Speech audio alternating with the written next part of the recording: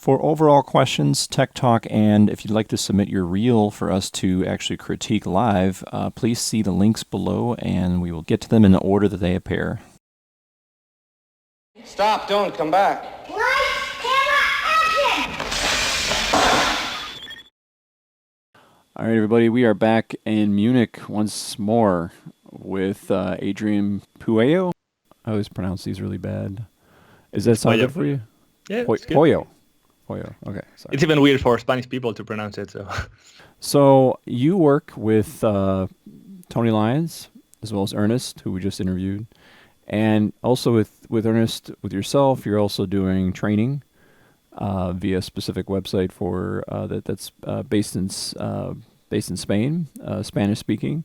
So we covered that a little bit, and we just released the whole interview with Ernest. So there's going to be a little bit of a kind of a repath. Maybe you can bring some more insight into the training that you're doing, and we'll have a link at the bottom for anybody that's interested.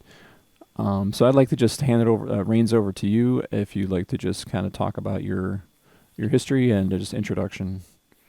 Yep. Well, thank you for bringing me to the show. It's a pleasure. I'm a compositor working at Trixter right now, as you said, with Ernest and Tony, and really nice team at the moment. I'm from Madrid, Spain, and I've been traveling around the world. Like I lived in London for a year, then Vancouver, then New Zealand, and now I'm in Munich, closer to home. It's really cool. And yep, I think it's just nicer if you just bring whatever you want to talk about. Because as I told you, the virus has my brain stopped right now. So. Okay. For those of you guys watching, Adrian's a little bit under the weather, so I'm going to try to walk us through this as best as possible here. So you got a very extensive history. I always look at just the variety of all the different places you've been throughout the world, working for Weta, working for Industrial Lights and Magic, and those are. There's always like I wouldn't say I like to put people in tears, you know what I mean? But I'd say, like the way up at the top there, the ones that are just, the what I call the mavericks of mavericks, I should say. Those are the ones that actually, get to take a flight out to Peter Jackson's Shangri-La, known as WetaDigital in New Zealand, as well as Industrial Lights and Magic, and so forth. So with that said, why don't we just go ahead and just take a look at your website here. So you have AdrianPueyo.com, yep. And you have you have a lot here on this website. I was just kind of taking a look. What I found kind of interesting was you're not just a filmmaker, you participate a lot in parkour, which is kind of interesting. I have a student named Ryan Cousins who actually works in the sort of like the games industry, but he did work for whatchamacallit. He worked for different studios on the West Coast, Nickelodeon and so forth, and he is now the art director for one of the top VR games, which is Rec Room, which is a really great game. And he was always into parkour. He actually led up the Parkour Chicago meetup. And it was interesting because I always thought it to be sort of like a thrill seeker thing, and people that I've met that have been thrill seekers have always been kind of unsteady mentally, But he actually proved me wrong. He was like a great student, and he was also kind of describing to me how, in a way, it's problem solving. Yep. In a way, the way that the workflow is. So, did you want to share anything about that before we even? Yeah, I think you're absolutely right with that. Parkour for me is like such a pillar of my life and how my brain has been developing. Like I started when I was like 13, and it really influenced my way of like tackling stuff, of looking at the world and like solving problems, as you said. It's still like I don't do it as much right now. I just like jump around as a way of like disconnecting, but I can really feel that like how it makes you think in a different way. And I think it's really aligned with like any martial arts or anything similar. It's really nice and individual. That's cool.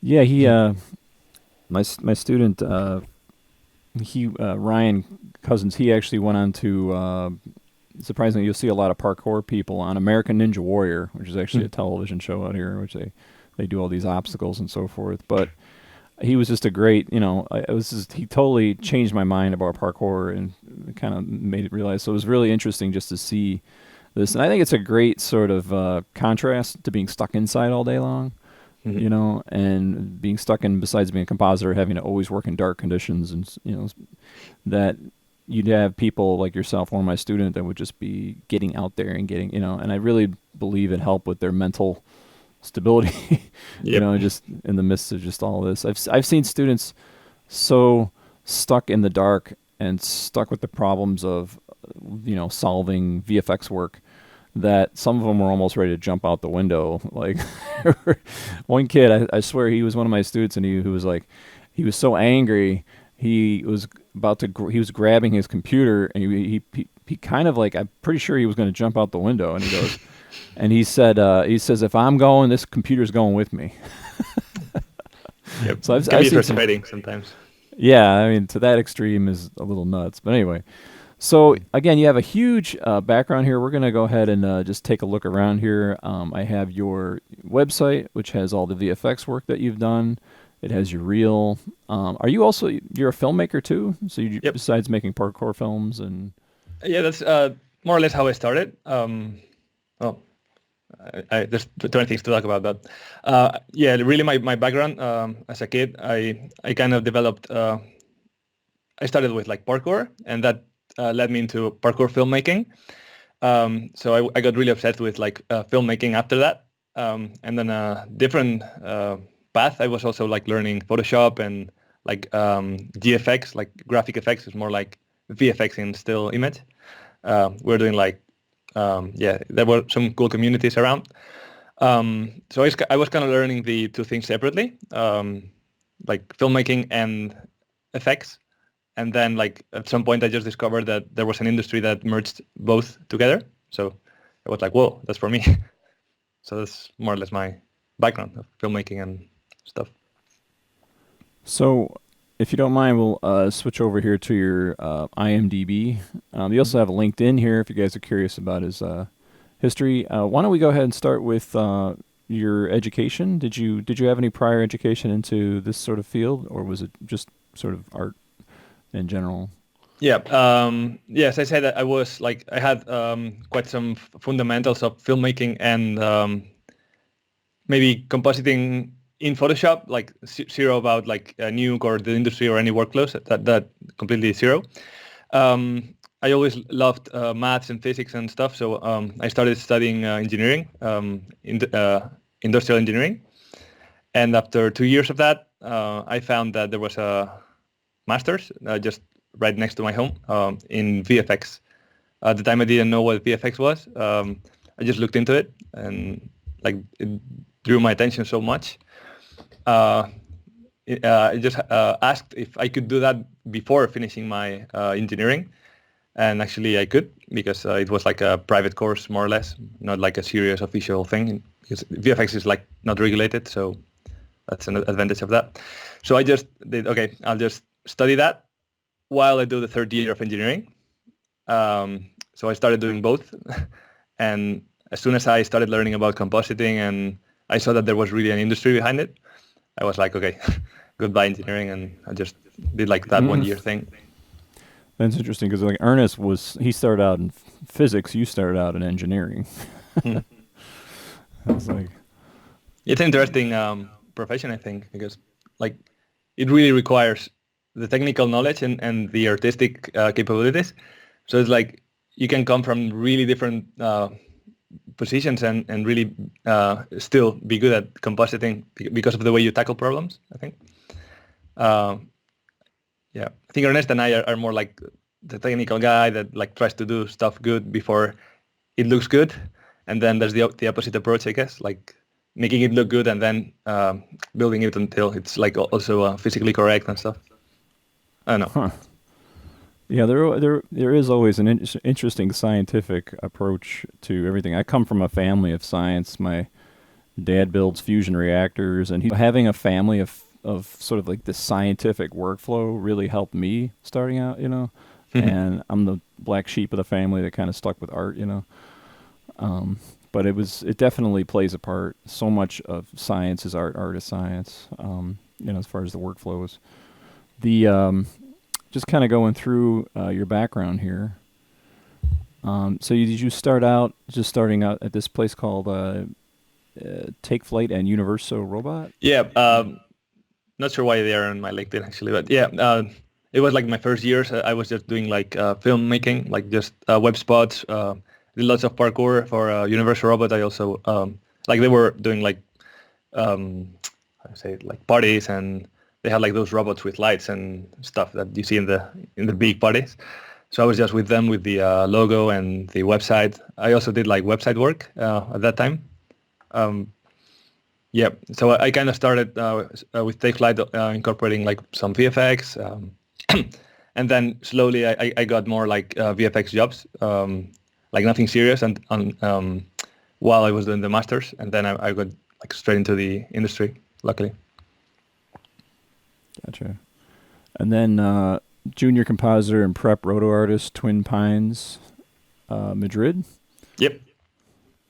So was that a lot of just kind of paint work, and was it for feature films or just commercials or? Yeah, Twin Pines was like a 3 or 4 months contract. It was literally like a zombie film with the how's that name called? The guy from Lost, the series. That's interesting. Like, I don't know how many people I interviewed, they've always started out with a zombie film. Yeah, and I was like, first day I arrived there, they just gave me like a 1,000 frame long shot of like a motorbike to roto, and I was like, okay, that's my life. It was painful, but it was like necessary, I think. It gave me such a background in like the basics that I really appreciate right now. And that's what it seems like. I mean, from what I hear, like where you work with Trixter, and I know Tony spoke really highly of you, just the reality that every one of you guys is like a senior compositor to a certain degree, and you do have juniors coming in here and there, but every one of you have sort of seasoned vets that have been through all these things. So MPC, that would be in London. Mm-hmm. So would this be your official kind of first sort of exodus from your homeland, kind of heading out to? Yeah, let's say like the entrance into the circle of big studios, for example. Yeah, like after Twin Pines, I got hired in Delson. That's another studio in Madrid. I was working there for like 8 or 9 months, I think, and yeah, I actually got like a fixed contract, but I really wanted to like try London, try the big studio. So it was a funny story. There was like a job fair in Barcelona. It was called BARS, like BARS, and like all the major studios were going there. There was MPC, LM, DNEG. So I went there like just for the job fair, like 8 hours or 7 hours by car, sleep overnight in a hotel, just like pay the whatever, just for the interviews. And I had like 0 chances of getting hired by any of these companies, I thought. But yeah, I got called by MPC and I was like super happy. Was it pretty intense as far as the hours and so forth, working on The Jungle Book and The Martian, or? Let's say that was like right after the stories that people tell about like MPC and long hours. That wasn't as bad, actually. I started for The Martian, and then that's where I met Josh Parks, actually. Yeah, he was like sitting next to me. That was pretty cool. The team was awesome. It was like a really short project, actually. And then like it went successfully, so they like hired me for The Jungle Book too, and then I stayed there and learned a bunch of stuff. But ours were not as bad, actually, as people say sometimes. And then you're over here at Digital Compositing. You're doing some freelance work for Free Your Mind, and that's Tenny the movie. Yeah, it's like a Disney thing for kids. Like I had a 5 months break in Madrid. I had like some pretty intense health issues, let's say. and like I had to like kind of stop, and I took some 2 or 3 weeks jobs, and that was cool. And then I went back to MPC later, so back to the game. And so that this is a little freelance time here, working for on El Ranchito company. Okay. And then returning from that, you jumped back to MPC and worked on the Passengers and Pirates of the Caribbean, Dead Men Tell No Tales. So there was this little break. You came back, and then you're going from MPC to DNEG. Do you mind kind of talking about that transition, the difference between the two? Yep. I think the main difference was the country, actually. It was like the jump from London to Vancouver. It was in DNEG I signed like a 3 or 4 months contract. It was fairly different in the way the company like organizes stuff, but in the end it's like the same skills, the same dailies, everything was the same. Yeah, I mean, it was interesting because in both places I learned a lot of stuff like in the first months, because you really have to like spend some time like getting a hold of the workflow of each company or each supervisor and the tools that they make you use in each place. Yeah, it was fun. Is there a DNEG in London? Yep. Am I wrong about that? Or so it was quite a jump to say, okay, we're going to go over to, they were saying like, hey, we got a spot in Vancouver. Is that cool if you just move on over there? No, was there more opportunity? Actually, I was really looking for a job in Vancouver. That was what I wanted at that moment. It was also nice that it was DNEG and not MPC because I was also looking for a change. I wanted to try a different company. Yeah, and I wanted to get to know Canada. It was also like obviously like salary rise slightly, but that kind of helps when you jump around. But yeah, in the end, it's like the same job. Yeah, that's what I've been hearing. Like the pay in London, it's better to be in Vancouver. If there's someone on our show kind of ranked, I think it was even Tony, who ranked, how much money do you make and so forth, and they always have London at the bottom because of I guess there's no overtime, and you also have to pay for a very expensive apartment. So, and there's like that culture too. Like I think there's like a small like bubble in London, and that's the feeling I have, and like people are like used to it. So people that really like London love it. So if you don't like it as much, I really prefer like open spaces, and so there's like different profiles of people, I think. But yeah, definitely for people that like London, they really like it usually, and people that hate it, in my experience, really hate it. So you're either going to hate it or you love it, because it either feels like you're in a concrete pillbox. Because I used to work at a studio in Chicago, and I lived downtown Chicago, about a block south of where you destroyed the Sears Tower in your visual effects shots. And it was like it was too much.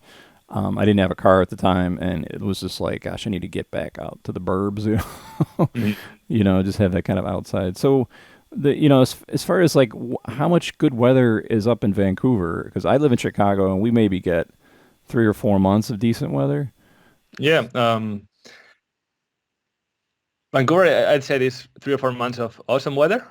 Like apparently in the summer months, it rains like 10 times less than in any other month. So it's really cool. Also in the winter, it's like way warmer than it should by altitude, let's say, because it's like protected by Vancouver Island or something like that. So the temperatures don't get as harsh as maybe Toronto or something. You don't go longer than a year roughly at one single place. Is that still true? Or, I mean, is Trixter just an exception to that? Because it just seems like, you guys have found a very good little niche there to kind of, I think both approaches are completely possible, even if you want to stay in like your hometown. I mean, you're living in Chicago, right? And you can live there. So it's like really a matter of priorities, I think. I think both Tony and I really wanted to like explore and learn about different places and different pipelines and like just learn. That was like my main driver, I think. Yeah, like actually in every company I was like, like how do I say it? I didn't need to leave at any moment, and I think it's similar for most people. Like usually these big companies, if you like work well, they just like offer you usually extensions because they're like working on many projects at the same time. Especially like MPC, when I was there, they were doing like 12 shows, I think. Same with like DNEG and ILM. So yeah, I mean, I think Trixter is like we found, or at least I found, like the sweet spot between being far away from home, being around talented people, having control over the pipeline. I think that's the main thing that I really enjoy right now, is that as it's like a medium, small company, we really have control over stuff that happens in our department. And we are like developing stuff ourselves. Any problem that there is, we have to like tackle it ourselves. Even like whatever it is, like asset loader related or any Python thing or any gizmos that. So it's really open in that sense, and that's making me learn a lot. Also, what you mentioned that it's like mainly seniors because of the way that Trixter is organized. That makes you learn a lot too, because like all the people that surround you are so talented. Like yeah, that's something I'm really enjoying right now. So. Yeah, I mean, to me, it seems like there's the right. I would understand that the rite of passage to get yourself into these really nice little, niche companies is to have to travel, experience all these different studios, get a vast amount of a wealth of information and knowledge, and then sort of figure out, okay, this is where I want to be. Mm-hmm. That's what I can tell as far as like from what I see. But I still see, even in my students that born and raised in Chicago, it's like, oh, gotta get up and go. There's just not enough here for a longevity that even would go maybe 3 years before it's like, because we have Frame Store out here. We have the Mill. We have Frame Store, the Mill. We did have Method, but I think they closed down. And there's a couple of little mini post houses out here. So my students I got students at the Mill. I got students at right now over at Frame Store. And I can already tell from the past students that have been at those studios that are now either at ILM or whatever, they didn't last. It was like, okay, got to get up and go. Gotta travel. So it's just, to me, I just think the reality of it is just that you will be mobile for the rest of your life. Or even if you're just like, this is great, it's working out, it just seems like the ebb and flow is that eventually you're going to have to move, you know what I mean? Like if like almost like a year or 2 years or even 3 years, you know what I mean? There's going to be something where it's like, okay, moving time, Yeah, I guess it's about priorities. Like if like staying in one place is really a priority, then you can like sort everything else out. But if like learning and exploring and meeting like studios and like just discovering like this industry and learning more every day is like the first priority, then you will just act accordingly and just go whatever, I guess. Gotcha. So you've spent almost like a half a year at Double Negative, Wonder Woman and The Mummy, and then did somebody refer you from there, or someone that you knew, to Industrial Lights and Magic, or you just apply? I just applied. It was like a really short contract in DNEG, and I was enjoying Vancouver a lot, so I wanted to stay there. I just applied to every company before they had any news in DNEG about if they would be able to extend me or not, because like at that moment projects were a bit uncertain. So ILM just got back with an offer, and I was like, yeah, cool, I'm staying here in Vancouver. And ILM, I was obviously like, I was really eager to work there too. And then finally, like DNEG could have more work, but I was already like in ILM in the following week. So it was like just like that for 3 years, just jumping, and that's also like a reason that I wanted to spend a slightly longer time in Trixter in the end. Yeah, I was going to say Industrial Lights, Granite Mountain. I'm not sure I'm familiar with that. Is that a film, or I'm assuming? That's a film. They actually changed the title in the last moment, so I think I have to update it. Now it's called Only the Brave. It's like an American film about firefighters and stuff. Oh, It was okay. cool. I gotcha. So it was really okay. Yeah, like So, there's the actor of the one that makes Thanos. That's the main character. oh, okay, okay. And then the guy from Whiplash, the drummer. Oh yeah, I forgot his name. Yeah, Yeah, I'm really bad with names. good old Whiplash. The So Star Wars: The Last Jedi. What was that? What was that like working on that one? I mean, that's pretty crazy, right? It was really cool. Like, I think that the best part was just the fact that the people were so motivated right there. Everyone was like, "Oh, we are in Star Wars. We have to like do our best," and you could really feel it in the people. It was like just for the last few months that I worked there, and like all the main shots were already like established, and my work was more like fixing stuff and doing like small shots. And in the end, like in the last weeks, I just like got the chance to fix some stuff in like bigger shots with lots of people involved in them. So yeah, they're like not my shots, but that's something really usual, I guess, that you just get to work on a small part of a really big shot, and it's still super fun. Is there a term for that where they kind of getting to the end of the show and it's like we're just going to load up all these compositors to get through this alive? Crunch time. It just well, I know crunch time, but I mean Um, like, is it like is it just that moment where you find in any end of production, it's like, okay, we're getting near the release date here, all hands on deck, or whoever can show up? Is that? Would you say you were part of that sort of, you know, rush to get it out the door, so to speak, or you know? yeah, pretty much. There wasn't like a super big rush, but they were clearly like putting a big part of their resources into Star Wars. They wanted to like do it like a great job, and it was a great job, I think, both from Vancouver and London and the other studios. So were you running around Vancouver doing a lot of parkour at the time and throughout Yeah, the there's city like a itself? there's a really big community over there. It was like actually one of the best communities, and like gyms and like yeah, it was nice. I'm really looking forward to going back someday.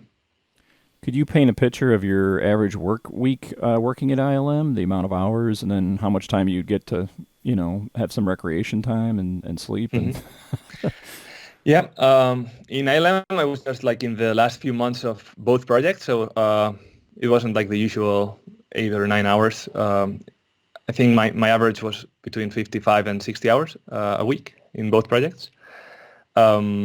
But it was like really doable. It's a really chill environment. People are super happy there all the time, and I was living like 5 minutes away, so I would just like go home for lunch. Um, yeah, so I would usually like work like 9 to 7, for example, or 9 to 8, maybe. Just remember it's like crunch time. And then maybe a few days a week, I would just like leave at 7 and bike to the parkour gym and spend like a few hours like moving the blood to the brain, I think.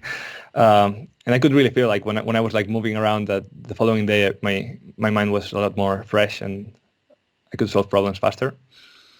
So that was like Monday to Saturday, I guess. And then Sunday, just sports or, yeah, typical non-compositing day, which feels weird when you're in a room for 6 days in a row. But yeah, I was gonna say the so for you, if you had a choice right now, you know, you could be still working over at Industrial Lights and Magic or DNEG, but you find one of the benefits of Trixter, obviously, is having that control and also maybe that leadership position where you have control over the pipeline, you're working with a team that you... Is it more along the lines of just having the reason why I'm enjoying Trixter and I'm kind of like not working at these big conglomerates is because of, you know, you might just tell me like A, B, or C what you prefer.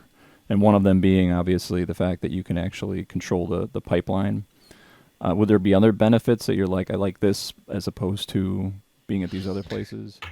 um, yeah, I mean, I think that benefit in and of itself is like so important. Just being able to like all the problems are just thrown at us, and we have to respond, and that makes us learn incredibly. Like for example, like Weta, in my opinion, is like just the opposite, because you learn a lot in Weta too, but for different reasons. Because they have like doctors and people that are really cool at like doing the best tools with deep and huge things, and you end up like learning lots of ways of using really complex tools and really complex setups. Uh, the experience I'm having right now is like just the opposite. It's like learning how to build setups, how to, even if they're more simple, but you have to go like all the way to like how everything works and how everything will not fail. So also, the fact that it's only seniors around you. It's like, so that's like the main thing in Trixter. Also the fact that it's a small company. I feel like there's like less layers between you and the director or the VFX soup. You have like more direct contact with whoever is making the film, and your decisions are more important in the end. Although other studios like really prioritize like artists too, but I feel like less management usually feels like a one-to-one communication, and that's cool. You know, I noticed that when I was working at what is now NetherRealm Studios, formerly Midway Games, we the less management, the better. different layers and so forth. So, as far as that, you worked at then you went to Scanline VFX. Are they still around? They're still around, right? Scanline. Yeah, they are. Pretty sure. Okay, I forgot which company was it went under. I don't know, for some reason that always comes up here. So that's again going to Vancouver. And I'm looking at these stays. I mean, these are not very long contracts. You're going from March to July of 2017 here, just for Industrial Lights and Magic. And then you've got July to October. Yep. So that's for if you're doing commercials, like I did commercials, that was what, 2 months, But and then that's just what I was telling you. Like I had like 2 years that were like crazy, like short contract. Then not sure what's happening after the contract, sign another company. Then when they offer me, I'm already jumping, and I would like to stay, but then it's like, okay, I'm jumping. So it was like 2 crazy years. So that's good. Like, I'm sorry. Is that very stressful for you? That kind of like, where am I going? Where am I going to be? Sort of like reality, or you just kind of go with the flow on that one? Yeah. I guess in when you're in a place like Vancouver, you're pretty sure that there's work, because there's like all the companies are there. So you'll probably not run out of work. And if you run out of work, it can be for like a week maybe. So that's not the problem. Also, the fact of jumping around, like it's really like you learn a lot in a really short time. How to like deal with different people in different situations. Like every pipeline is different in the end. But long term, I don't think it's something that can be extended for too many years. At some point, you have to like become a more core part of a company, and that's like the moment where you can like start like growing further, I think. And that's what I'm kind of doing in Trixter, I think. So, in your opinion, just a couple questions in regards to Vancouver and moving to Vancouver. What do you need to move to Vancouver as a VFX artist, besides a company that wants you? And how much is the cost of living conditions down there, and what were your living conditions, if you don't mind me asking? Yeah, I think it really depends on where you're coming from. I think for you it would be way easier, but for someone in Europe, like the requirement for the country is that you have either an official MSc or something like that, like a postgraduate, or that you have 3 or more years of experience in the industry, like high level. That's the only way the government will be like, okay, let's bring this person. Usually these companies, when they move you there, they pay for like the flights or accommodation or something like that for a few weeks at least. And then the cost of living is like, I'd say quite similar to London, probably, maybe even cheaper. I was paying like 1,500 Canadian dollars for a small studio just in the center of Vancouver, so it was cool. And the salaries, I think they are a bit higher than London. Plus, if you go to crunch times or stuff like that, like money grows a lot. You can like just for a 60-hour week, like the last 20 hours are worth like 30 hours. So in the end, it's like a big difference. So I'm assuming, not to go into your finances, obviously, but do you find that compositors or people that work in this industry just start to slowly save clams and they got plenty of money set aside, Yeah, I think it's like something really important to like any job in the planet. Probably you can just like forget about it. And yeah, I mean, it's not an industry that pays really low or something. It's a well-paid industry. Um, and if you really want to save money as a compositor, you're in the right position because compositors usually are in the end and go to every crunch time. So if you go to a country that pays overtime and you're a compositor, unless you like go, I don't know, spending money like crazy in the Sundays, but you don't have as much time to spend it anyway. So London is probably, from what a lot of people agree, to be the situation where is London the only place that doesn't play overtime, or are there other areas that you've experienced? There might be more places, but London is the main one I know of. Yeah, it's like I think London has to like you have to have other priorities than money if London attracts you. Maybe exploring Europe like Tony did, for example, or just being surrounded by like all the events and like everything is happening in London all the time. So it's a matter of priorities, I think. The next transition in your career is WetaDigital, and that was again November to June, which is a pretty long stay. It's 8 months. And you were working on Mortal Engines there, I'm assuming? Mm-hmm. Okay. And what was it like, that transition to jumping all the way out to New Zealand? At that point, jumping didn't feel like something new, but the country itself is really different to any other place I had been. It felt a little bit similar to Vancouver in like the fact that there's like so much green, like so much nature, and there's not as many people concentrated in a small area. It feels more like a town, I think. And if you like nature, it's like an incredible place. Especially if you manage to like travel around New Zealand before starting at Weta, because once you start, you're going to work a lot probably. I went for Rampage. I was working in Rampage for like 4 months or 5 months, and then spent a few other months in Mortal Engines. It was pretty cool. Many hours in Rampage, but the company was awesome. There's the old phrase in America, which is 6 degrees of separation, or 6 degrees from Kevin Bacon, the actor. It seems like in VFX that happens to be Sam Jackson, because I worked on Sam Jackson. Tony worked on, I believe Tony worked on Sam Jackson. You worked on Sam Jackson. Like Sam Jackson is like in everything in regards to VFX or commercials or whatever. From Street View, looking at that area in Wellington where WetaDigital's located, it really does feel like no building in that area is more taller than 2 stories. I'm sure there's more than that, but it just seems like for you. No, there isn't. There isn't. Actually, Wellington is like an earthquake zone. So especially in the part where Weta is, it's not like the center of Wellington. So it's just small buildings. It's pretty fun that you go like outside of Weta, and in the road you can see like written like if there's a tsunami running this direction. So it's cool. Is there, as far as the hours at Weta, pretty much the same, and was the pay pretty much the same? Because I hear they pay a lot better in New Zealand. Yeah, the pay was pretty cool. It was good. Compared to Vancouver, it was slightly higher.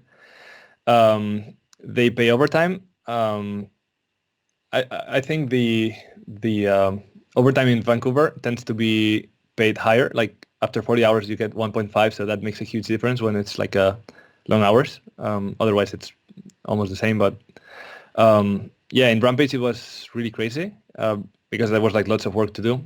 So I started like the comp department in Weta has like 50 hours approved always. Like the base hours that normally people do are like 50. And in Rampage, we went like up every week, like 55, 60, all the way up to 90. I did. Um, yeah, it was like a So few months what does only. a 90-hour work week at Weta look like? So you get up at, like, if you were to give me put you through the week, like, what do you wake up at, like 7 in the morning, be at the studio Yeah. at 9, and then work until Um, midnight or what? I mean, yeah, the way I had it organized there, there was no time for parkour. I would wake up like at 5:30, just make a coffee. I did CrossFit over there. There was like a CrossFit gym next to Weta, so I would go for an hour, and then by 7:30, I would be in Weta in the morning, and then just stay there until like 8 or 9 in the night, and just repeat for 6 days, and that was it. so you're talking 5:15 in the morning.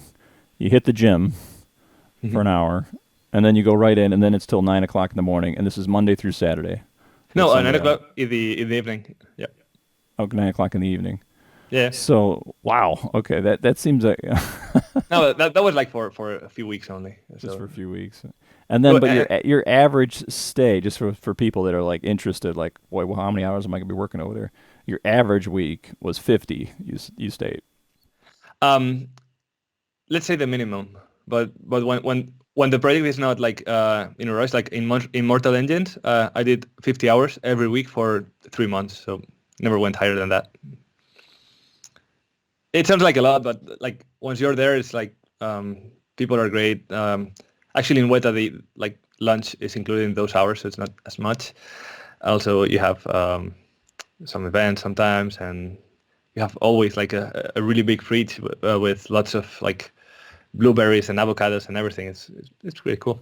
Was there a parkour community out there, or did you even get connected with any of that? Where you're like, there is no, building higher than 2 stories, so I'm not gonna bother.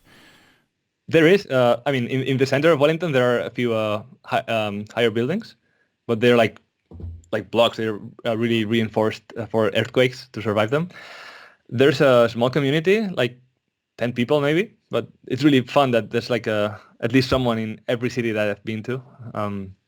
It was cool. I used to go with them like on Sundays, maybe for a few hours, and in the park, it's just a wall or whatever. I tend to like draw fellow compositors into parkour in almost every country I've been. So that's cool. Well, I mean, kind of like round circling back to just general health. It's interesting. Tony saying a lot of you guys are gym rats. I remember teaching, not so much at a studio, but when I was teaching, I try to hit that gym very early, and man, you're just so tired in the morning, Yeah. trying to grunge through a workout at 5 or 6 in the morning. Must be a lot of fun. I'm assuming you got to eat well, Yep. and you just gotta, just one of the things. But how necessary is in your opinion, working out and general, health, whether that's running or jogging or whatever, for a compositor or somebody working in the VFX industry? Um, I can talk for everyone, but for me, as I told you before, like I had like some pretty serious like health problems like 5 years ago, and that was like a major part of my life, like until like last year. It was like 4 years that I had to like become extremely obsessed with diet, with exercise, with like lifestyle, with sleeping, with like I got like really obsessed with everything, and that also made me like be the type of person that gets obsessed with stuff. And that makes me work in a certain way also with compositing and everything. But yeah, I mean, for me, like it makes all the difference to like work out and or exercise or eat properly and sleep properly. Like I can feel my brain like works way better. Way better. So, kind of just coming through here, and then we come to where you're at right now, which is Trixter. Now, how did you get a hold of Trixter? I'm assuming it was through a connection of somebody that that worked there that said, "Hey, come on over, man. It's awesome over here." Yeah, pretty much. I was like, yeah, after Weta, I really wanted to spend some time in Madrid. Like I loved Weta, but like work was by that point like 100% of my life, and I wanted to like live a little bit too. Like I really enjoy like being around my friends and family and stuff. So I like spent the summer last year in Madrid, and then a friend from Weta that was in Spain at that moment, like Fernando Guerrero. He told me like they were hiring compers in Trixter, and it was a nice place and stuff. So I just applied and went there in September, and it was cool. Cool. So we're going to go ahead and just kind of peruse through. We're going to take a look at your reel. Just wanted to go through a couple things, just a couple questions and so forth. When it comes to these extensions back here, is that mostly done in Nuke, or are they all pre-rendered? Like, at what part does the Nuke projection-based, stuff start to come in versus what's rendered in 3D in, say, these shots? Yeah. In this particular shot, it's all Nuke. There was like a really nice DMP setup that they made, and we were using like the same layers for pretty much every shot, and they worked really nice. The main work in this one was like just the sky and the mountains and stuff, and removing so many little bushes and plants that are not in Mars. Yeah, that's right. And then there was like a lot of work into like putting the people there. They are like literally 1 pixel or 2 pixels, and there were notes for days on those people. But yeah, before we move on, I would really like to say that some of the shots in the reel, as I mentioned before, like are a collaboration between other artists, or I just did a part of the shot. So that's also like the reason that it's pretty long. But yeah, it's really worth like reading what's written below the shots with it, because like respectable and understandable. So this was shot at Wadi Rum in Jordan, from what I remember. That's where they're shooting Dune right now. And so the tinting, are you guys still neutral grading this workflow, or in the comp is this actual kind of like yellow orange tint in there, or is there, are you?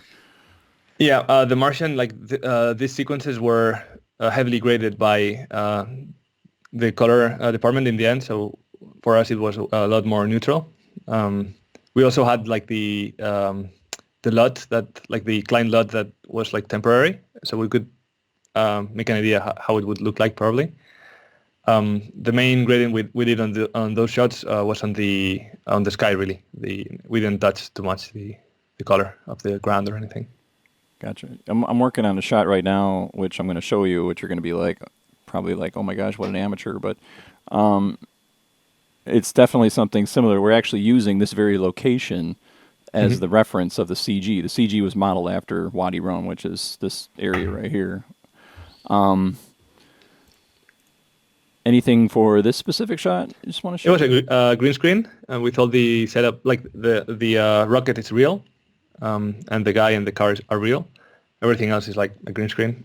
Same DMP setup from the other shot, and we just had like some smoke elements. So nothing. It was cool just to work with the gradient of light, and just a regular shot. I find after kind of dealing with green screen work and so forth that there's so much. I can think of a 50-hour tutorial just on the understanding of how light wraps around a person at certain circumstances. You know what I mean? That the way that light wraps around the objects and so forth, depending on what they are, interactive lighting, lens flares under different lenses, anamorphic versus spherical. I mean, there's just so much there that somebody could make a whole training video on that I would love to see. You know what I mean? It's so much, like you really never stop learning. It's crazy. So these specific shots, all green screen shots that you did for the key, and I'm assuming IBK Gizmo, IBK Color. I'm more a Keylight guy, but yeah. Now Keylight, I was 50-50 on Keylight when I was working on the Sam Jackson commercials, because whenever there'd be a still shot, you could localize the area and you would get a little bit better keys than IBK. You know what I mean, in regards to but like still shots like this, because the background doesn't move. So in your opinion, IBK versus Keylight, what's the difference? What are you finding? The main difference is Keylight IBK takes a green screen. Yeah, a clean screen. And Keylight is just a simple key for one specific color that you select. So if you're going to use Keylight, you have to do more work yourself. So like a really common way of using Keylight is just by cleaning the screen yourself, then making like all the corrections yourself on the green screen so that you neutralize it, and then you just keylight for like a simple single color keying. But in the end, it's like really similar. You can do an IBK with a keylight and vice versa. This is an amazing, such a, man, talk about close-up shot. Now, did they have different versions of this monster, of different details? Yep. There were many, like, I can't remember how they call it, but like different shaders for it, because this sequence, like, it started up in the building, and when it falls, like every like shot, it's like more destruction, more blood. Here, she was missing a, how do you call it, the horn? Yeah, and also it was like the it was a close-up, like the closest it gets in the movie. So there was lots of like texture work and extra stuff just for this shot that other shots that do not require. So it was like a lot of back and forth and look depth and stuff. It was really cool. I really enjoyed it. It looks incredible, dude. It's just absolutely crazy, the amount of detail there. Anything in regards to, it's just the rock, I guess, on a green screen here? Yeah. There was lots of like changes with the focus until they really liked the focus on the eye, because that's what really impacts. I think that the what was really fun, apart from like all the setup and the deep layers and all that, there was a lot of comp work on the eye and the water around the eye to give it like that kind of wet reptile look. There was lots of I did some vector work on top, like vector warping to like paint myself the drops and all that. It was like really fun. And then lots of like work from the effects department too, to get all that debris like falling through the cracks. And Are you talking about rendering out a smart vector pass and throwing on some speck highlights, little tiny speckles of water? Is that what you're referring to, or? In the end it was like accumulating vectors, like smart vectors on CG based on the renders. So we could like paint anything and it would stick to the texture of the eye opening. And like if you look at the black around the eyes, it's like forcing speculars. I don't know. It was really fun. And then these little dust particles were 3D renders, I'm assuming? Yep. Gotcha. And then the foreground smoke is just is that some stock smoke, so to speak? Both. There was some rendered smoke, but yeah, most of it was just like many 2D layers, just combined in depth, because the camera goes through it. So you need a lot of layers to make it not fake. Cool. Yeah, it looks amazing. This is, of course, what I call the sequel to this, The Lion King, is it just came out today, I think, or yesterday, by the same director, Jon Favreau, which I heard you guys said he was an awesome dude to work with and so forth. What was it like doing this full CG reality as opposed to CG even live action combined together? I'd say it's in the Jungle Book. The cool thing is that even if it's like an animated feature, all the workflow felt just like real actors or real plates work, because of the way that everything was interacting, and just the fact that you had Mowgli in some shots made you work like completely like live action. There was lots of control by the comp department. I really liked that the comp department really tweaked the renders a lot, changed the settings, and the renders like looked really different to the final result. For example, these shots, they're like just the shots before these ones. It's night time, and not in the real, sorry, in the movie, and just after that it's like day. So right now it's like the dawn. So the light had to react differently, and yeah, it was lots of like comp work to do to make that work. Just that faint light from the background coming. So you're using, obviously, is this just a HDRI over here that's using, or just a? Yeah. There were just some renders of the sky, and yeah, there was lots of. If you see like the elephants that are occluding the light, you see those shadows in the ground. Those were all like rotos, and there was lots of manual work. It was really, really fun too. Now, you guys obviously probably use a lot of Nukepedia plugins. If I was going to ask you this question, what would be, if you were to name like 6 of the must-learns for somebody wanting to get into compositing that the industry uses from Nukepedia, what would those be as far as like? It's really hard to tell. I'd say the big houses don't rely on Wikipedia at all. Really, they have like their own version of everything, pretty much. In smaller studios like Trixter, Wikipedia is like our savior. There's like everything you need. Yeah, it really depends. I mean, I'm a really big fan of the hotbox, for example, but it's me. It's not like, for example, our supervisor, Alexei, in Trixter. He doesn't use the hotbox, but he has so many like short keys assigned. Like every key in his keyboard does something, and with Shift it does something else, and he knows everything. So he's really fast. But for normal people, I think the hotbox is awesome. Just like if you're starting with Nuke, and you don't know how to like properly calculate the math of like this bills or all that, you can just take any disk bill from Wikipedia. Like there's many versions of everything. Disk bill madness, I think it's really famous because it was like one of the first ones, and there's like plenty of them.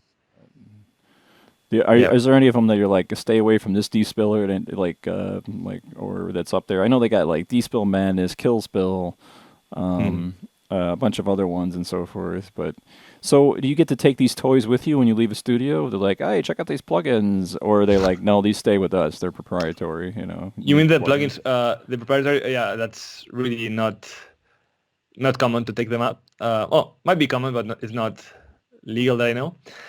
Um, there are some plugins that are made by the people, and then not like they do not belong to the studio. So then you end up learning a lot, or just taking how they work and then just applying it to your own gizmo. But in the end, like for example, at this bill, the operation is really simple. So whatever you take it, yeah, will do the job probably. The yeah, one of my he was my student for a day. But he Ryan Quinlan, he's a he does a lot of development of tools at different studios and so forth around the world, and it's interesting to just kind of think of it. Is there anything that you could look at from perspective of somebody that hasn't stepped into a major studio yet, and is like, man, you guys are really hurting because you don't have this in regards to like a Nuke plugin? Would there be anything like that? Yeah. You mean plugins that? Yeah. For example, in Weta, once you work there, the deep pipeline anywhere else is so much worse. I miss it. Like, yeah, they have like the best tools, and especially for the deep workflows and all that. I mean, they're starting to be really, really cool tools in Wikipedia. That was full deep with, say, the projects you did at WetaDigital, because they're big on deep, as opposed to just masks deep that you commonly use at other studios. Am I wrong about that? Like, is it just because they're using full deep compositing, not just using masks for deep? You know. I mean, yeah, there are clearly uses for both. Because if you have like an image with lots of samples in full RGBA deep, it will be heavy in Weta or in any other place. But they're both useful for certain things. There's really like cases where you can use just the deep in the alpha channel and still solve some problems that you couldn't do otherwise. But yeah, it really depends on the context. This obviously you work with Tony on at Trixter, Captain Marvel. Mm-hmm. Would this be your first Marvel movie to a certain degree? Yep. Yeah, I think so. What exactly is going on here? Just a lot of glowing effects for. Yeah, that was a cool sequence. The look dev was done by my friend Gonzalo here in Trixter. Yeah, it's like an interrogation. She has like all that power in her hands, and she is going to like explode those things that they put on her hands. And the start it was way brighter and it looked great, but it didn't fit into the context of the film. So we had to turn them down and down and down, and in the end it's more like just the feeling of burning, but not as bright. Yeah, it was cool. Just wanted to include it.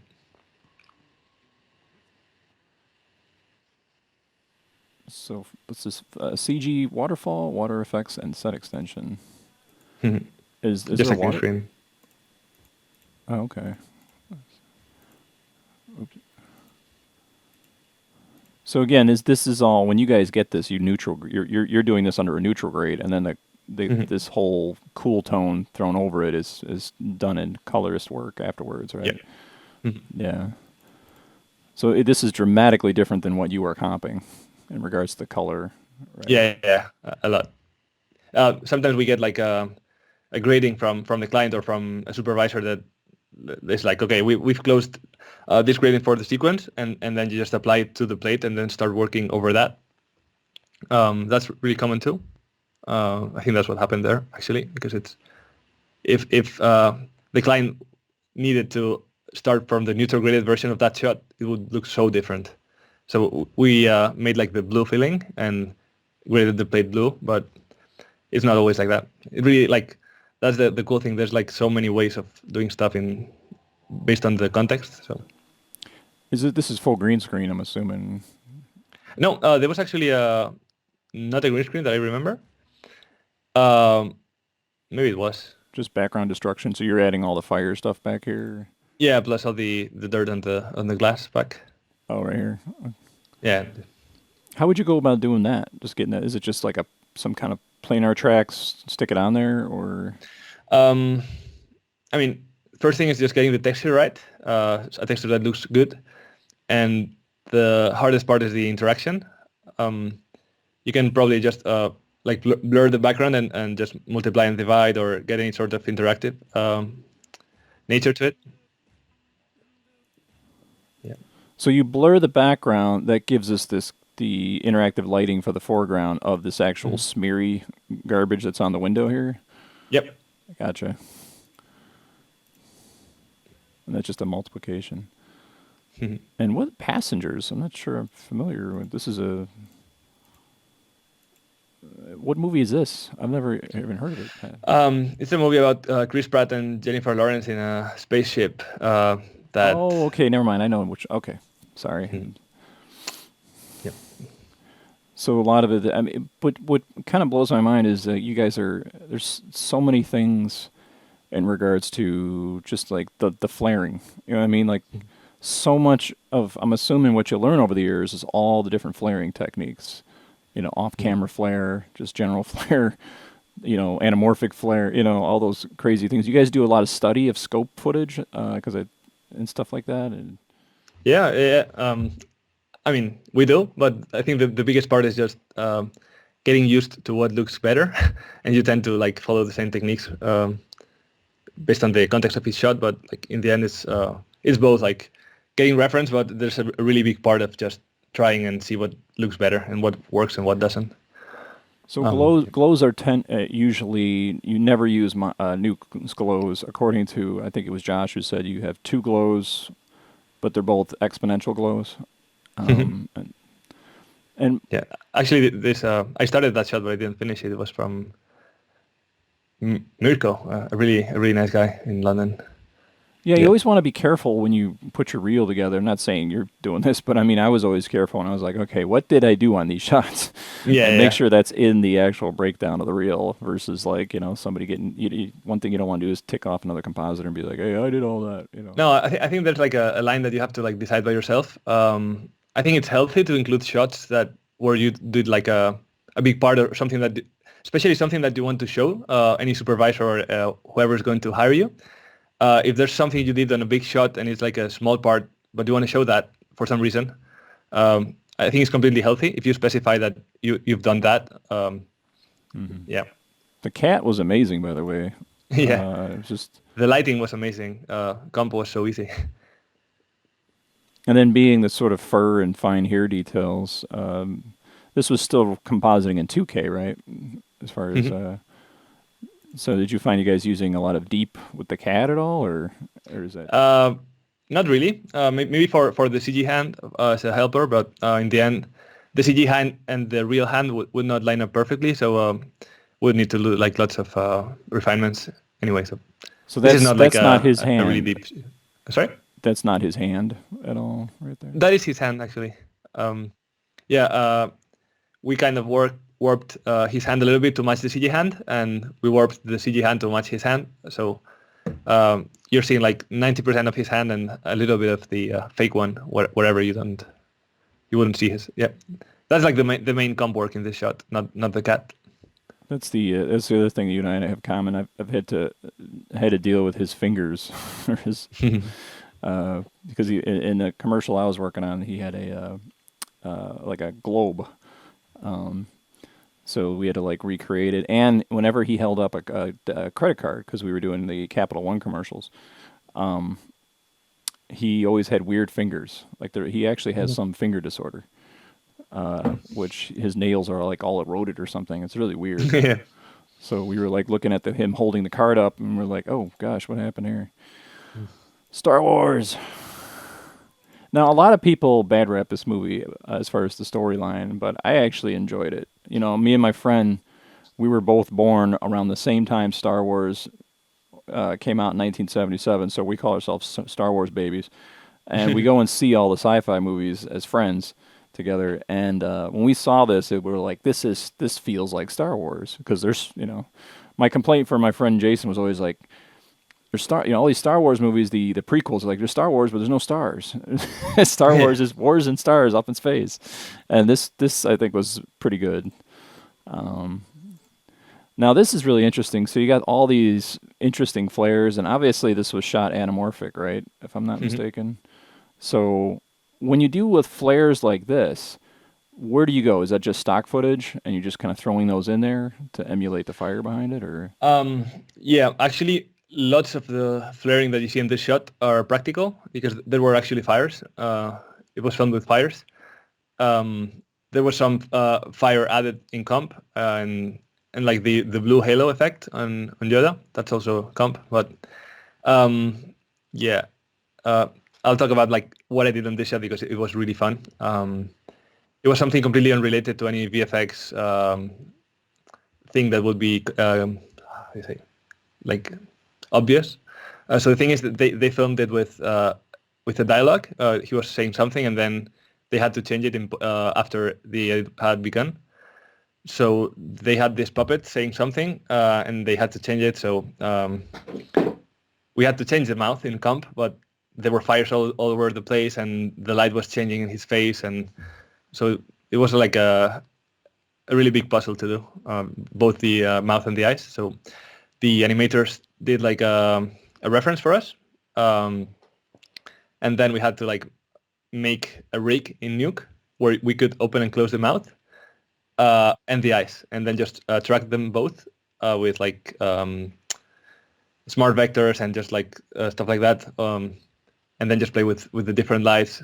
So the rig not only had the mouth opening and closing, but it also had like the different fires that could light it, and then we were like playing with each fire separately to make it match the original one. So is this a 3D model that's inside of Nuke that's rigged, or this is like a rig as a like a gizmo that actually warps the mouth? Yeah, the second thing you said, it was a gizmo. Just like took like the frames where he was opening his mouth the most clearly and the more neutrally lit, and then just tracked that and just extract different lights on it.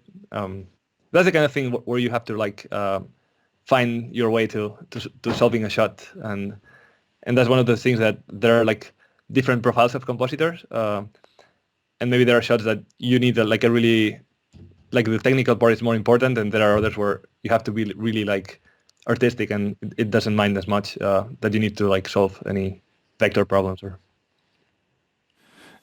So this is a puppet though, but then you're basically you're combining vector paintwork to change up his eyes and his mouth, and then at the same time replicating the lighting situation. And then is this an added flare, or was this actually there from the actual? I really can't remember. I didn't add it myself for sure, but yeah. Well, so you got, and then is this just you throwing a couple sparks in the foreground here? Yep. Gotcha. Okay, now comes my favorite shot,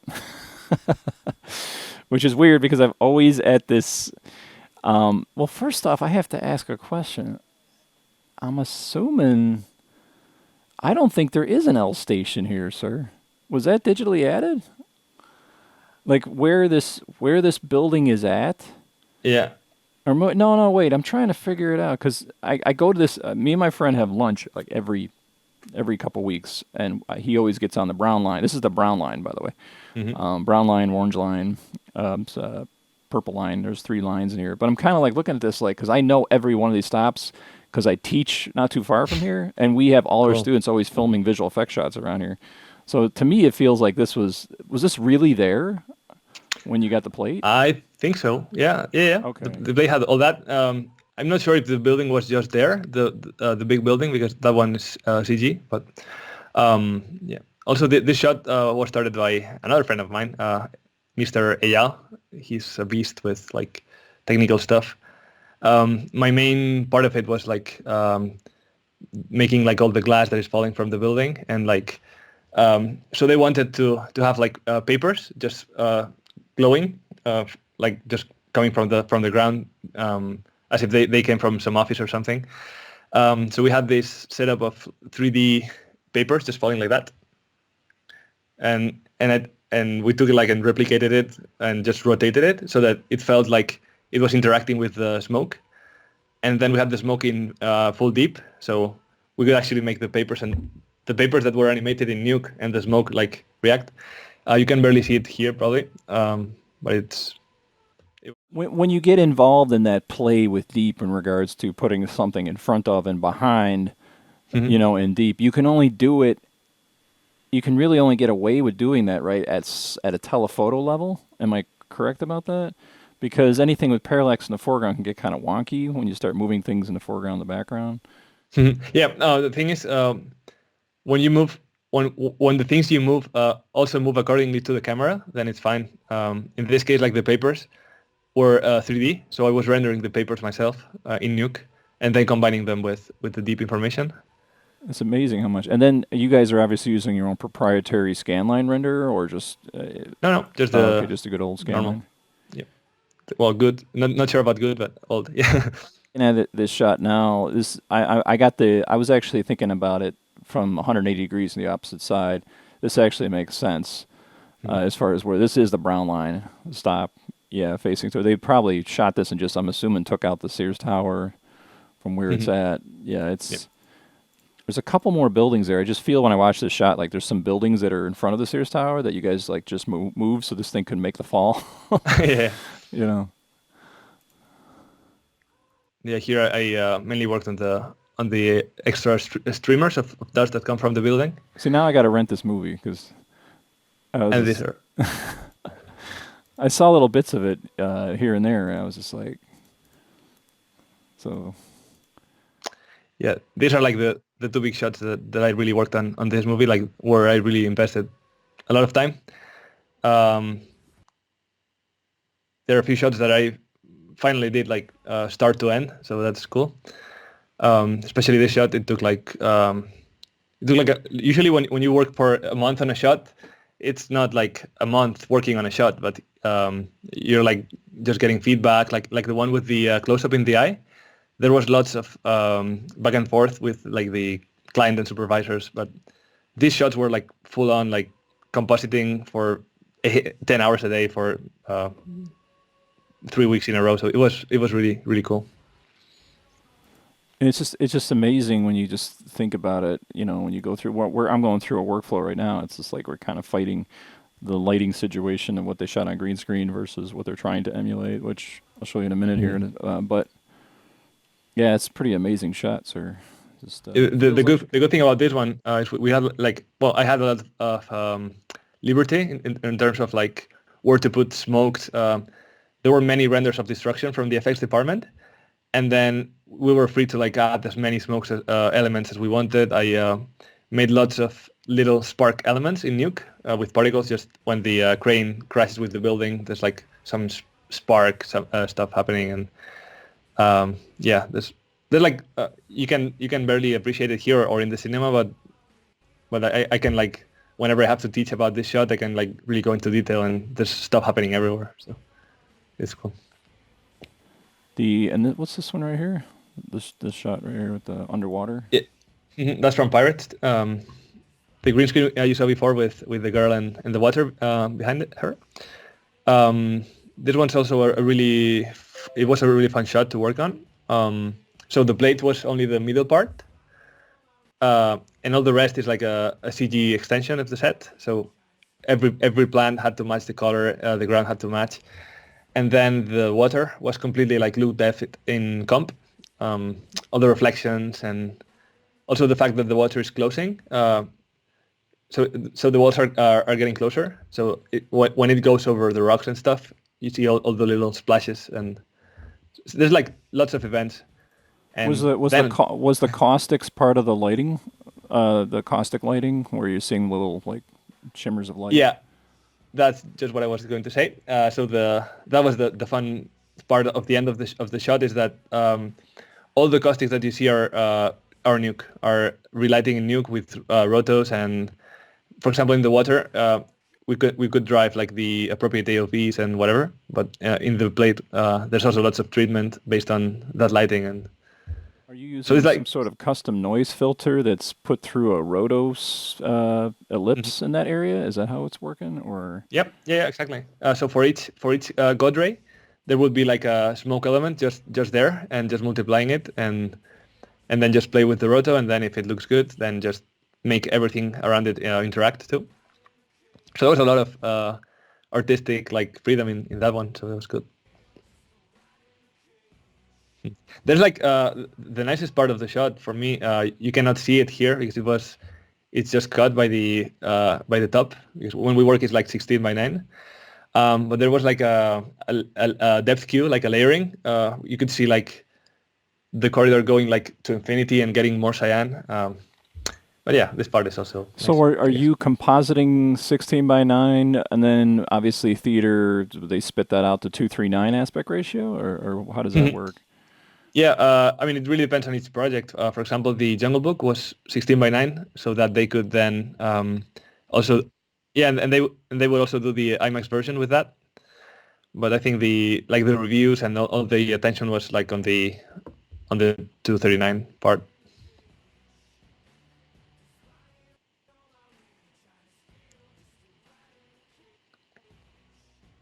Which movie is this right here? Passengers. Passengers, yeah, the weird one. Is that the one with the couple in space?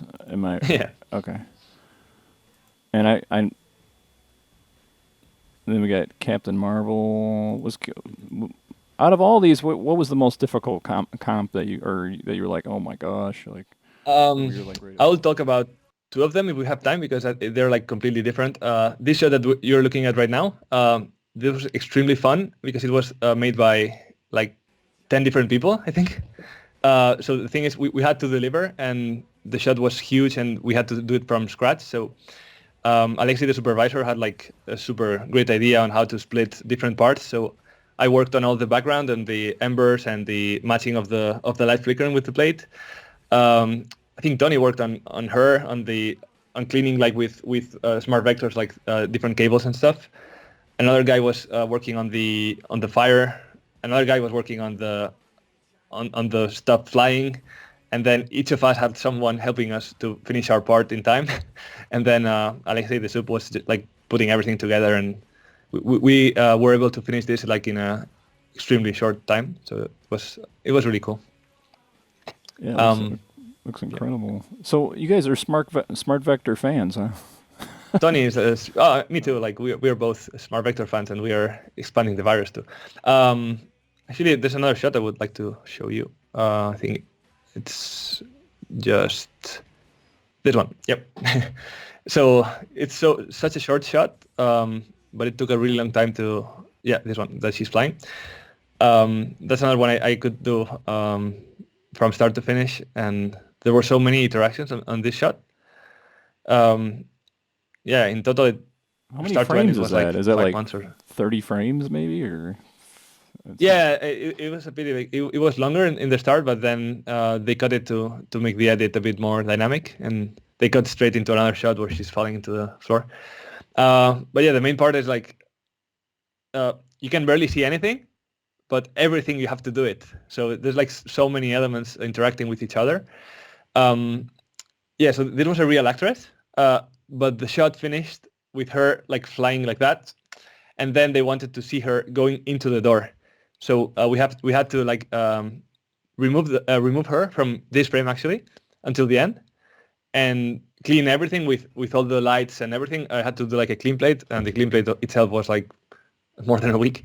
And then all this part is full CG character. So there's like full CG character, there's a mask, there's the photon blasts, there's the space, there's a core being destroyed with explosions and then interactive lighting on all the scene and all that in less than a second. So yeah, you can barely see anything, but it's cool. This one was also fun. The one with the hair, I guess. The hair had to come from the helmet, so it's all CG hair blending into the real hair. So there was lots of smart vectors too. Yeah. So you just punch out that smart vector pass with the EXR sequence, and then you go to town. Huh? Mm-hmm. Yeah, that was pretty fun. I went like for different hair strokes, and for each one I did like kind of spline warps and matching the CG hair, because the CG hair was also falling. But the moment it falls, you want to see the real hair. So it's like a morph just in the moment that it's falling. Yeah. So you basically you also did you had a clean plate area back here, and then you warped her hair and put that on top of a frozen version of what's back here, basically. Yeah, actually the first step was to make a version of her without hair, and that was really fun to watch, like very creepy. Oh, so you kind of like make a bald version, and then her hair is there, but it's not falling down from gravity. So you come in and you do spline warps and kind of bring it down into a nice kind of like bounce, so to speak. Yeah. Also,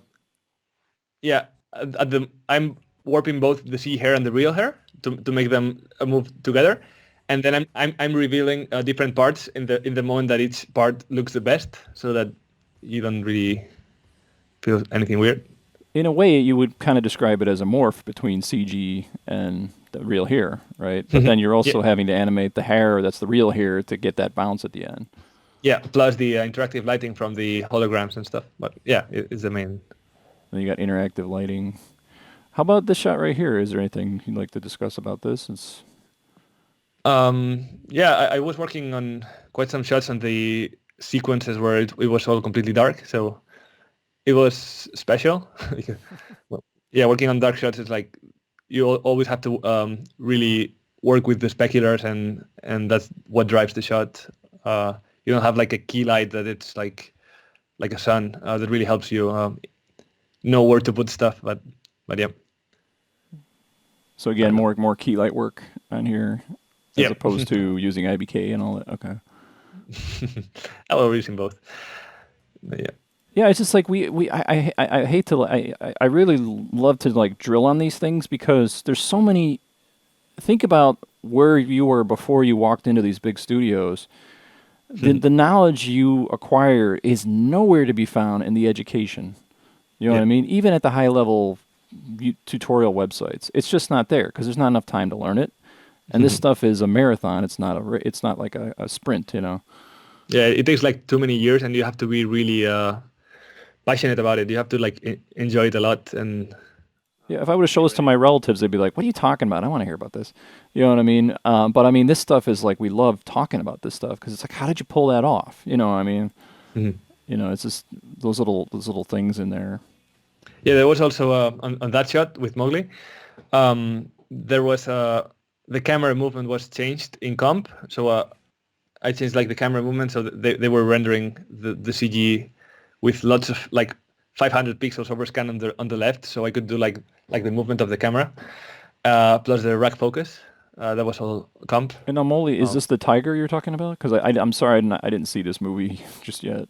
Sorry, no. Now I was talking about the previous shot, but the beer is named. Okay. Yeah. The beer is Baloo. Baloo. Okay. Tiger is Sirkan. So you moved him over from the left to the right? Yeah. So Mowgli in the original shot was a lot more to the left, but there wasn't enough space to fit the animation that they wanted. So so they just rendered it with lots of overscan, and I could like play with the camera to whatever looked better, like based on everything that was happening, like the right moment. And it's cool that you get to like sometimes have some decision making in different aspects that are not just compositing. Is it common in these big shows to have overscan renders for all CG? Yeah, always. That's really necessary. Not just for the distortion, like just for the lens distortion, you need overscan usually, but also for any. There are many operations that you might require pixels from the outside, or if they want to like reframe or whatever. Yeah, it's safer, I'd say. Now, this movie, which I haven't seen yet, I mean, it has incredible CG work. Unfortunately, it didn't do so well at the box office, which is a shame because of all the work that went into it. I know a lot of guys that worked on this, and they were just like, man, it's just, it's CG-wise, it looks really amazing. Now, is there any I'm just going to, I don't know anything about these shots, but is there anything you'd like to share about them? Yeah. You can stop. Yeah, this one was like the, can you go to the wide shot? Yeah, this one. So yeah, this one was like the blade was the people and the guys in this thing that other guys were moving that thing towards the background. So there was an extension of the red rails and the floor in the foreground, plus all the like if you see the people, that's the real part. Everything else is fake in the background, like all the thing below and on the right of the screen. So there was lots of like matching lights and adding atmosphere, just typical stuff. It's a nice looking sequence, I think.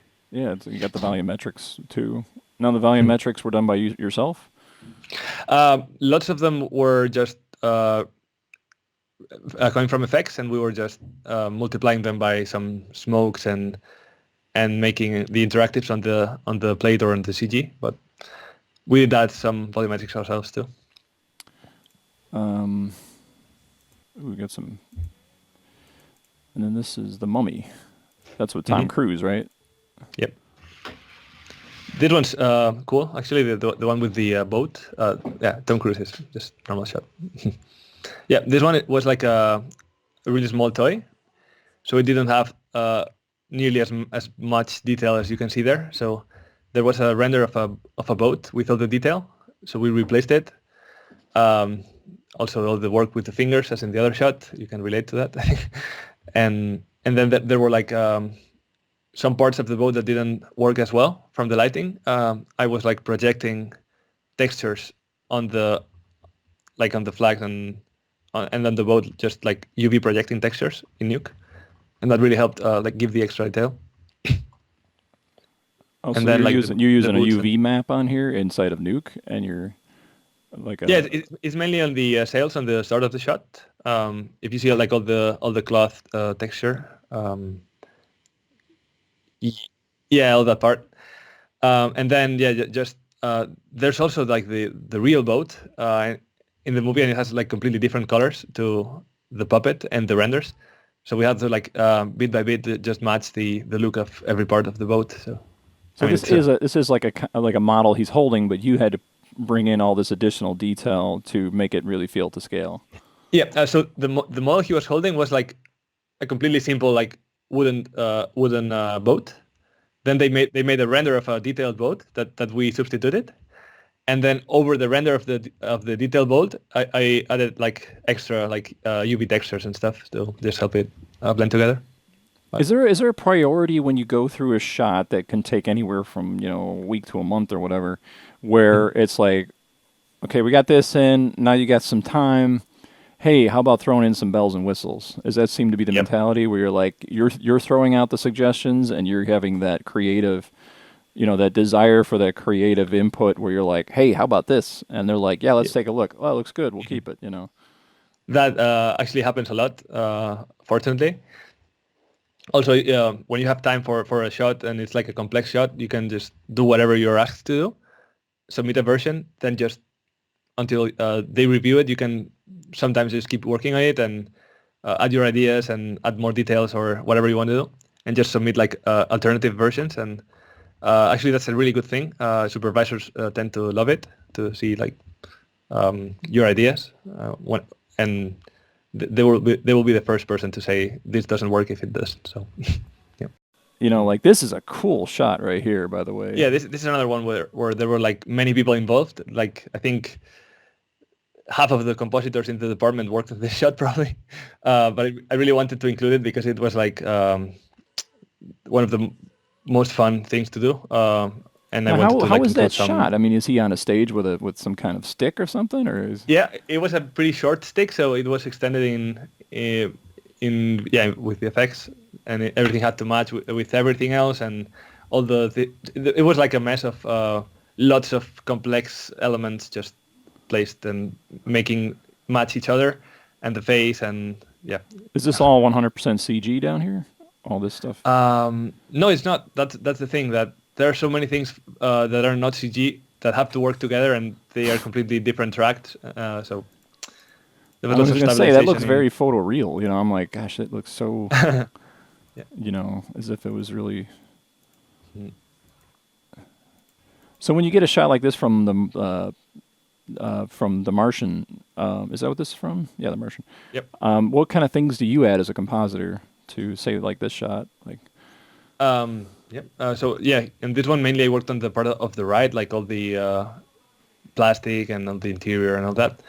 But I did like similar shots, and the idea is just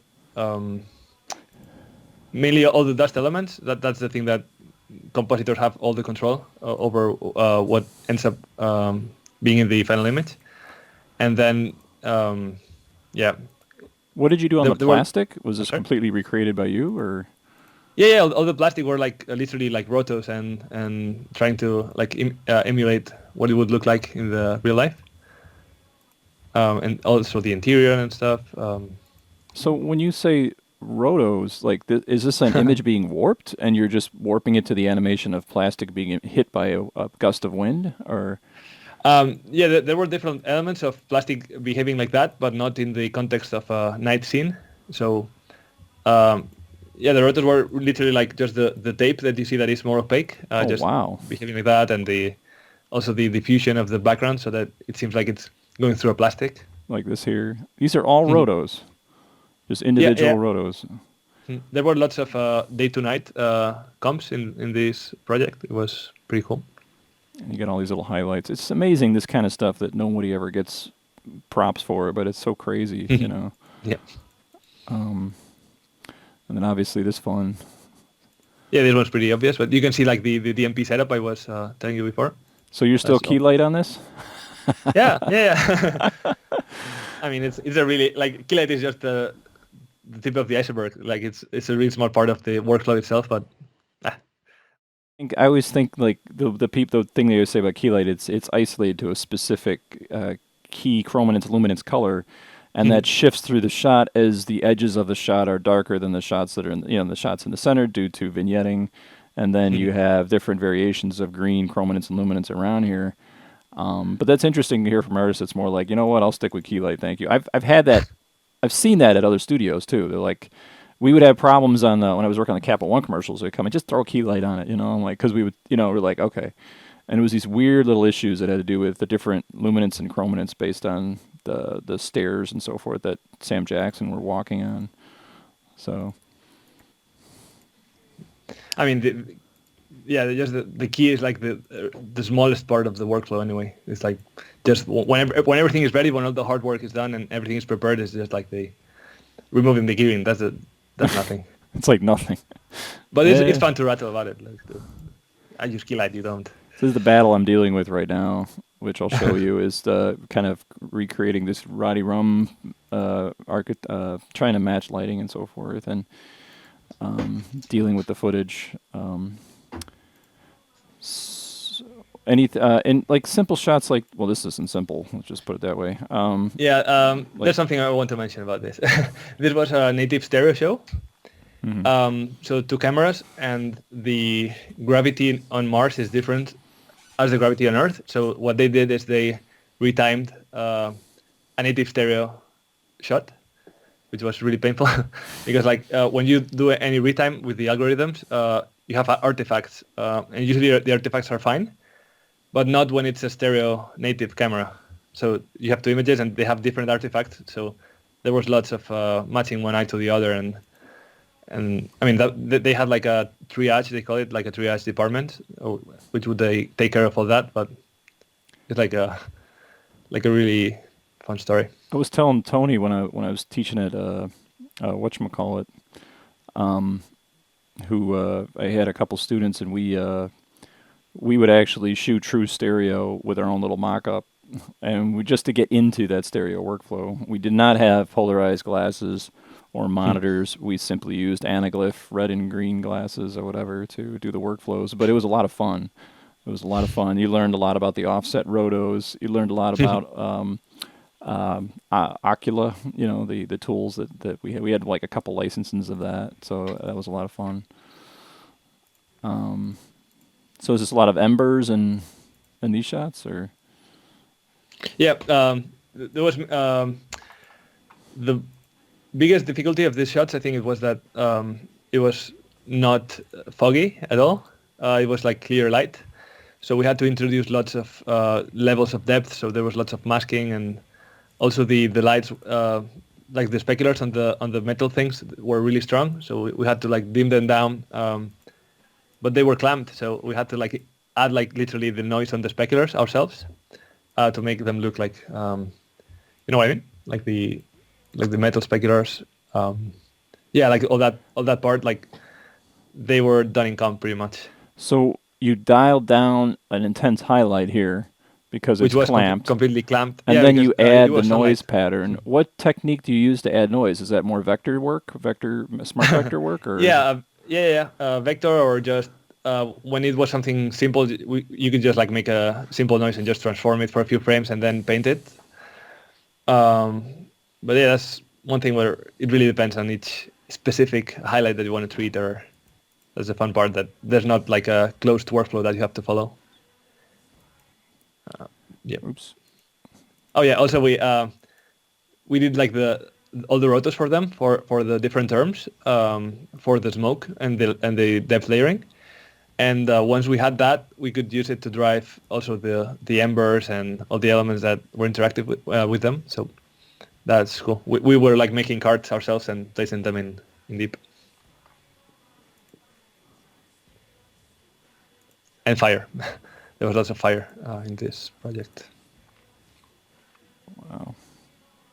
So this is a lot of set extension, I'm assuming, right here, with the punching him in the groin or whatever. Yeah. Yeah, and lots of work with like how the lights were supposed to blink in the background and all that. There was lots of fun little decisions to make. And But still, universally across the board, it seems like PG bokeh seems to be the standard, I'm assuming. Or does... Yeah, I mean, in Weta they have their own the focus thing that uses like their algorithms and takes deep and all that. But I really like PG bokeh. I use it a lot, but it really depends on whatever you are trying to defocus. Are these like little sparks, I'm assuming? No, this is like, the first one is like the background replacement. The sky was like completely white, so it was really painful to like the other shot. And the one with the sparks is mainly the face replacement because it was a stunt double. Stunt double. Now, yeah, and this one is like a really burnt sky, so there were lots of painting in the the edges and stuff. when you deal with a digi-double render, do you just get like an oval head here, and then you just shove it in there and start motion blurring it with directional blurs, or is it? Yeah, pretty much. It really depends on the shot, obviously, but you can get a face or a body, and then just you can paint the motion blur, for example, or you can just use vectors or whatever. But in the end, you have the perfect reference of the plate. You can see everything how it's supposed to look. Wow. And you can like relight anything that you need. For example, the light that's coming from the right on her face, that was like a roto, I think. Sorry, from the other part. Yeah. So you can really like, you have the perfect reference of the plate because You have the that's actress in the there. plate that you're matching is the same plate. So you can really get into detail. It's like a case study.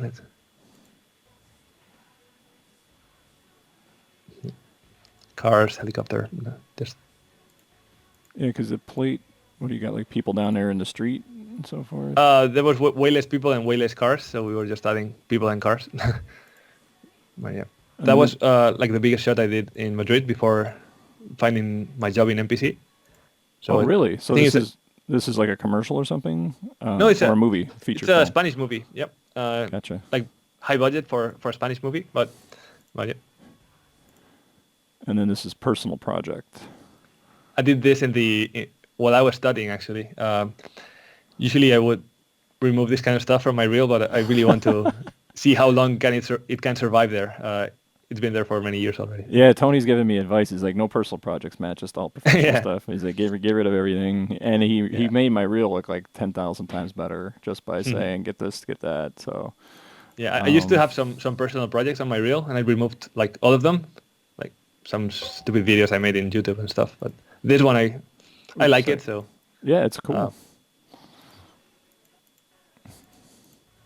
it was shot on Ari, and we had like a proper equipment and everything. So I got a Blackmagic Pocket 4K. I'm doing a lot of shoots with it, and it said I don't regret buying it because it was a cheap camera. Cool. It was only $1,300. But when I'm working with, I've worked with a lot of Alexa footage on commercials, and I'm just like, why do I just not go out and rent Alexa for a day and shoot what I need to shoot? Why do I have to kill myself? I bought it too. The Pocket 4K. It's so nice, right? Yeah, it's. I don't know. I don't know. It just, to me, it's the preference. The preferences. But some more pirates. Yep. And yeah, just like the God Rays were Nuke and the Sunset extension and stuff. So is that the official Nuke God Rays, or is it proprietary God Ray? Never. Yeah, we had our own setup. It was like taking a cylinder and then doing some distortion on it, and then just multiplying it by some noise, and yeah, it was cool. And then just multiplying it. Do you have a camera track, a 3D camera track, or a 2D camera track? We did have cameras for all the shots and lidars, so we had like all the geo for the set, so we could really work on all the rain and all the water like dripping through stuff. And so this is a cylinder in Scanline rendered, then noise added, and then just added as like a color correction process. Yeah, the cylinder before it goes into the Scanline render, it has some displacement, so it makes like the shapes, and it's not completely round. So it's like kind of wavery on the edge, kind of. A yeah, if you look at through the perpendicular, let's say. So if the cylinder is like that, it becomes like. Yeah. Oh, okay. Hard to explain. And then it has just like different rays that move. I think it was made by someone in MPC. It was really cool. And that gives you that three-dimensionality as opposed to the AKA Nuke God Rays, which always looks two-dimensionally fake. Yeah. And then you can multiply it with the LiDAR, for example, the LiDAR geometry. And then you will get that depth inside of the God Ray itself. That's right. You guys get the photogrammetry stuff. It's interesting. There's to this day there's not a lot of photogrammetry training out there using reality capture and all that stuff. And of course, real LiDAR where they actually shoot it. It's like I think I'm the only one that has any decent like reality capture tutorials, and nobody buys them because no one uses. I don't know. It's only for a select like group of people, I guess. I don't know. Yeah, I think that it looks like there's like companies that are really specialized in that, and they just do it, and everyone else just forgets. Yeah. This was always blew my mind when I saw the behind the scenes of this movie. Just how much green screen work or blue screen work you guys did. It's just mind-boggling. Any reason why they shot mostly blue screen versus green screen in these shots? Yeah, the plants are green in general. So just having it blue lets you extract way more green plants. So green plants. Okay, gotcha. They usually like reconstructed just like the nearest part of the plate. So there were some plants usually. Is that a bigger challenge doing blue versus green, or it's the same. Same thing. I know that we were talking about how we were talking to Steve Wright, and he was telling us that the reason why the noise in the blue channel is so clean on the Alexa is the chiller plate that they have on the actual sensor. Mm-hmm. So usually the blue channel is the noisiest, one of the noisiest. So good old Sam Jackson. He looks so young. Did you guys do any like cosmetic work to him or something? Yeah. That was done by a third party, from another studio. But yeah, there was lots of work on his face. Trixter worked mainly on the cat and other effects. So this one studio, I think it was Lola. They were like doing all the faces. Cool. It was Okay, so what I have here is a shot, and the director gave me permission to show this, so hopefully it'll be educational both for me and for others. So this is a shot of a short film by a filmmaker out in Los Angeles, shot on the Arri Alexa, and this is the shot itself.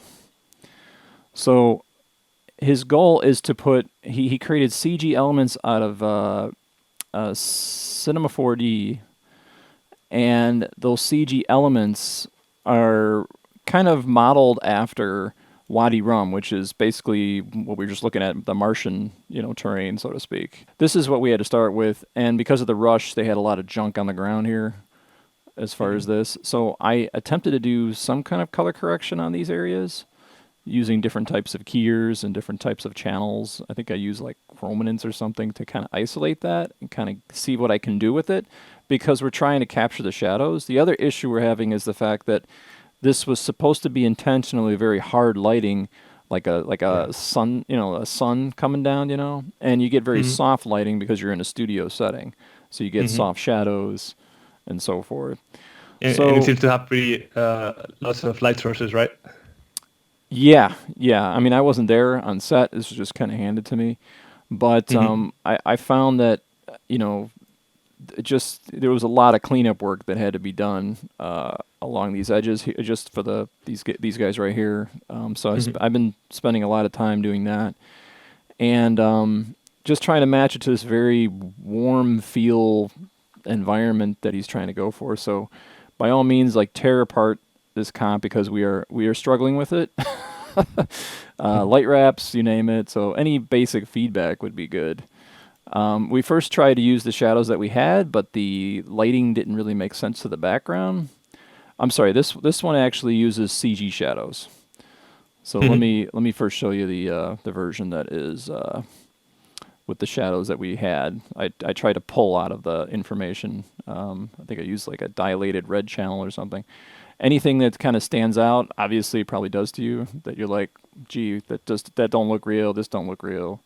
I mean, probably the biggest thing is that all the yellows are only in the characters. I think it would really, really help to see some yellow on the plate, even if it's like some indirect light or something like that. That's a minor thing. Okay, so it's kind of dead on the yellow, so to speak. Then for the lights, like we can see that they have clearly, like especially in the end, like a really sharp lighting coming from the left side. Maybe it would be cool to see some of that somewhere in the plate, in some rock or somewhere. So something that really stood out for me in the other version that you showed me, the one where you added the shadows, that I think the other one works maybe better. On that sense, is that the shadows around the feet, let's say the contrast of the plate and the floor seems a bit different. Especially like if you see that, like, his legs, they're completely black and so sharp, like contrasty. And then the floor, maybe especially in the front part, just like next to us. Maybe it would be nice to like see some like of that crunchy like blacks. Same on the rock that he's sitting in. Even if the plate was like that, maybe it would make sense to see some blacks in it. Gotcha. When he's walking towards it. And in general, is it generally a bad lighting scenario where you've got overcast lighting on set in the studio, and then you got these sharp, harsh shadows over here that you can't seem to emulate because you don't have a heavy key light? That gives you a really hard situation to fix, but it happens all the time. We're going to re-render the background with sort of an overcast sky, as if a storm's rolling in, so that will somewhat kind of bring both worlds together. It's sort of a compromise as far as artistically. Not sure if you have the artistic freedom, but maybe I would try like just having some more depth cue in the background that you're adding, because like even if it's just a feeling from seeing it like this small right now, I can see that the overall feeling is that the mountains in the background just if I like close my eyes a little bit, I can see the mountains in the background are darker than the floor in the foreground. Yeah. Even if it's not like the black levels or anything, but just the feeling of them being like washed out and being farther away, maybe that can help to like distract and not have the feeling that it's all together. Like Yeah, basically on top of each other. the blacks aren't really correct here on him. We were trying to fight it because the more we tried to play into the blacks, lift the blacks or warm up the blacks, it always looked kind of chalky, Yeah, So something you can something I do a lot is like really invest time and energy into like the parts where the plate and the background touches each other, especially like in the area around their feet and all that. Just to, if you put it like black and white, just see that the black levels are the same. The lights, like the whites and blacks in the little rocks in the floor are the same as them. For example, that the character that is walking behind him, like the shadows on the leg, for example, they feel maybe blue or gray, and maybe they could have some like warmth from the environment, like from the floor. I don't know. I think that really helps. Yeah. Just like stuff that touches one another, just like have the same chroma like feeling, like maybe some warmth into the. So get some legs or warmth and something. maybe these feet are a little bit too bright in certain areas and or maybe just like contrasting the floor around it, like the ground and contrasting getting the that. floor, gotcha. For example, if you see the people in the background, they have like a completely straight lighting from the left. Yeah. But maybe the environment around them should also have like the same feeling of like, okay, there's a really strong light coming from the left, and it's mainly about the colors, I think, and Okay. maybe I think maybe a subtle flare, like, but that's like once everything else is in place. Do you would maybe help. We had to do some edge extending up here, which is a big no-no. I'm aware of, right? Like, how do you, when you guys pull keys and you got to put, I mean, if you look at the original green screen, it's all green, it's very dark green, and we're trying to press these bright values into his hair via the D-spill. How do you get it in there without, and then how do you, even after the fact, you may find that you get like black edges. Is there something I'm doing wrong, or what? I don't know. I mean, at some point, you need to like find a way, and all the ways to do it are fake. There's not like a proper way most times.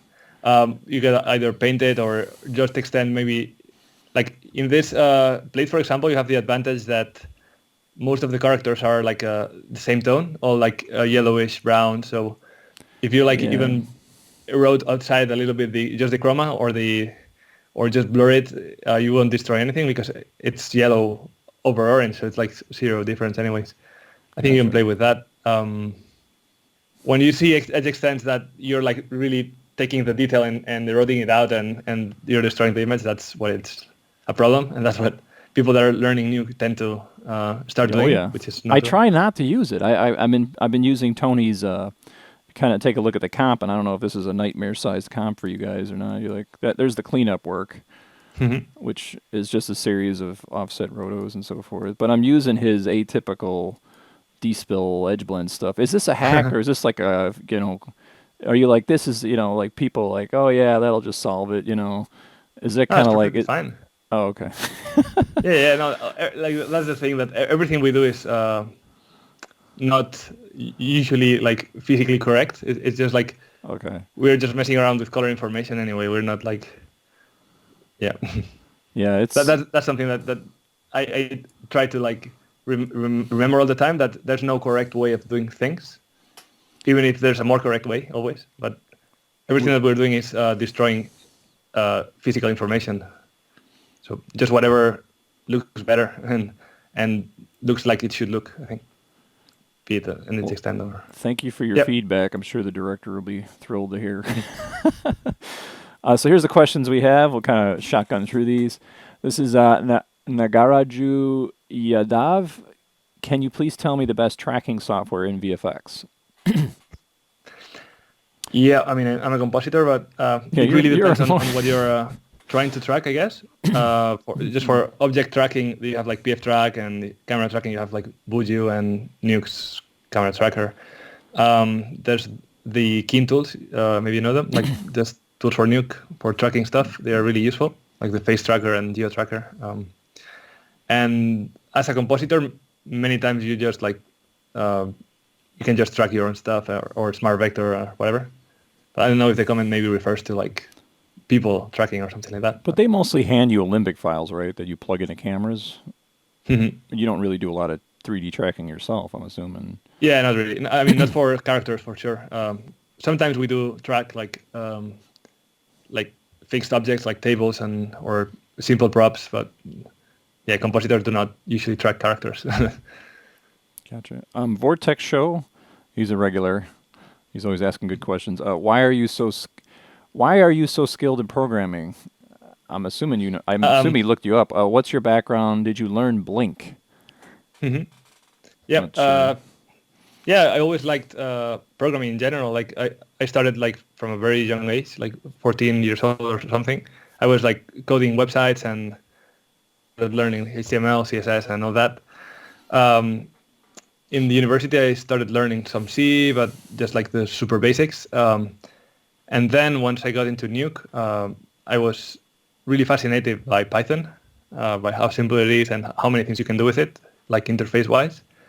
So I started like building tools and all that just as a practice for myself. And that's the thing, like I always tackled stuff like in a project basis. Like I want to do something, okay, let's learn what I need to learn in order to do that. And that might be something simple. And then whenever I have to do something more complex, then I learn whatever I need to learn now. So I made like a tool called Scripter, and that was an exercise for me to learn PySide and improve my Python skills. So that's pretty much what I do. I just like find something that I don't know how to do, and it's kind of approachable, and then I find a way to do it. And in the process of doing that, I found that I really enjoyed coding, and I learned a lot of Python and many things. And then BlinkScript is more like an extension of that mindset, I think. Yeah, BlinkScript is like basically C++ in a script that Nuke has facilitated for certain kernels, like an advanced expression node, and it's so useful, and people do not use it enough. So yeah, it's just finding something that you want to do, and it's pretty much doable, and just finding the way to do it. That's how everything works in compositing, I think, not just programming.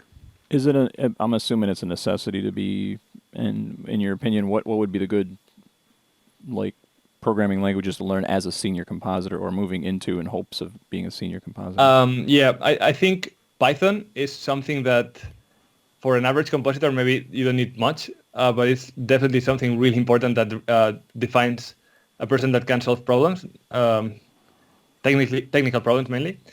Not only Python, but like the fact of learning Python means that you're looking into ways of solving problems in Nuke without like using the normal techniques. Python lets you like make connections between nodes and dynamic things, so that when you change something, it changes something else. So I think it's really worth learning Python, especially if you want to like be competitive enough, because there's like definitely a thing that helps a lot. And then BlinkScript and C++ is like more advanced stuff, but if you find that you enjoy it, you will go for it. And it's so powerful. Code Academy is a free way of learning Python, but is there any recommendations of where you would learn Python specifically for Nuke? I'm assuming FX PhD would be a good... Yeah, there are quite some really cool tutorials over there. And then just, I think that tearing apart Nukepedia gizmos is a really nice way too, because you can see how many artists do the same thing with different techniques using Python. But yeah. That's what Josh was saying, that he would spend his train rides opening up the gizmos and just poking around in there and seeing what they're doing. You learn so much by doing that. Like I learned a lot. Also, like when you do your own gizmos, you can find that you can open similar ones and see how every person is tackling the same thing, and just take the best part of everything. Gizmos are actually fun to making all the inputs and the outputs and so forth. It becomes basically a nice. It's like playing with Legos, It's like yeah, exactly. And not only that, but then you get used to the way of thinking of like making stuff the most efficient way possible, and like making connections that when someone else takes your script, everything makes sense. So it's like thinking like a programmer. That's the technical part of a compositor, I think. So that's really enjoyable. Creatium Effects. How to email people as a junior in VFX industry. How to ask about opportunities, tips, etc. Yeah, I'd say the most important is to like work on your reel, and get some experience, small studios wherever. But like really work on something stable that you can show, and really like you have to like let others know that you're really pushing into it and you're really fascinated by this and really passionate. So more than just writing, I think once you do everything else and you're prepared for like really applying into studios, and just going to the websites, they do check them. So just go into every website of every studio that you want to work for and fill in the details. If you are appropriate for the position, that's important. Prepare your CV and your reel and everything for the position that you're applying to. Especially for a junior position, I think it's really important to show everything, like show a key, show a roto, show a tracking, like all the basic things have to be in your reel. And just that everything should make sense. Nothing in your CV should like be like, just be a nice person. And yeah, also I think the direct contact really helps, like going to events where those recruiters are and getting to know them, that they see you're a nice person and you're not, like through an email, it's always like more difficult to like get filtered because there are like millions of people applying. But if you do everything right, then it's not like a hard industry to get into, I think. Go to meetup.com in your area. I'm sure there's some kind of community, and within that you'll meet VFX post houses, people there. That's where a lot of my students found their jobs. And while they're successful compositors today is in Chicago, they connected with every local post house. They worked at those post houses. They took the knowledge they learned from those post houses, moved on to ILM, MPC, and all the other fun places. Amir Hossein Bayat says, a similar question, how do we track a deforming object such as tracking a suit, and what is the workflow? Okay, many people do it by hand in the departments where they're specifically doing that. In Nuke, we do a lot of smart vectors, or a lot of vector tracking, and there's also like you have many different tools to do similar things, like spline warps, planar tracking. You can go to other software, but in the end, it's like depending on the shot and how the camera moves and how much detail you have, like you have a million different options. So I think it's really worth like learning the basics, learning the ABC, like the different ways of doing it in Nuke, and then if the situation is not enough, then you can just go to somewhere else. If you're a compositor, not sure if that question is for a compositor or not. And then that kind of stuff is also in FX PhD. I should have FX PhD like sponsor me because I'm always plugging their FX PhD, FX PhD. How to Akshata, I'm tearing these apart. Gaia Kawad, how do you develop tools for Nuke? That's kind of a very broad question, but just first look at other tools, there we go. how they're done, what they do, and then think what exactly do you want to develop, or what would you like to learn, even if it already exists. If you want to do a dispill, I have my own dispill, for example. Just look at how they work, and there are many tutorials, even in the Foundry website. You can see how to make gizmos. There's one tutorial on FX PhD from Victor Perez. It was called like Python for Nuke or something like that. It was really useful.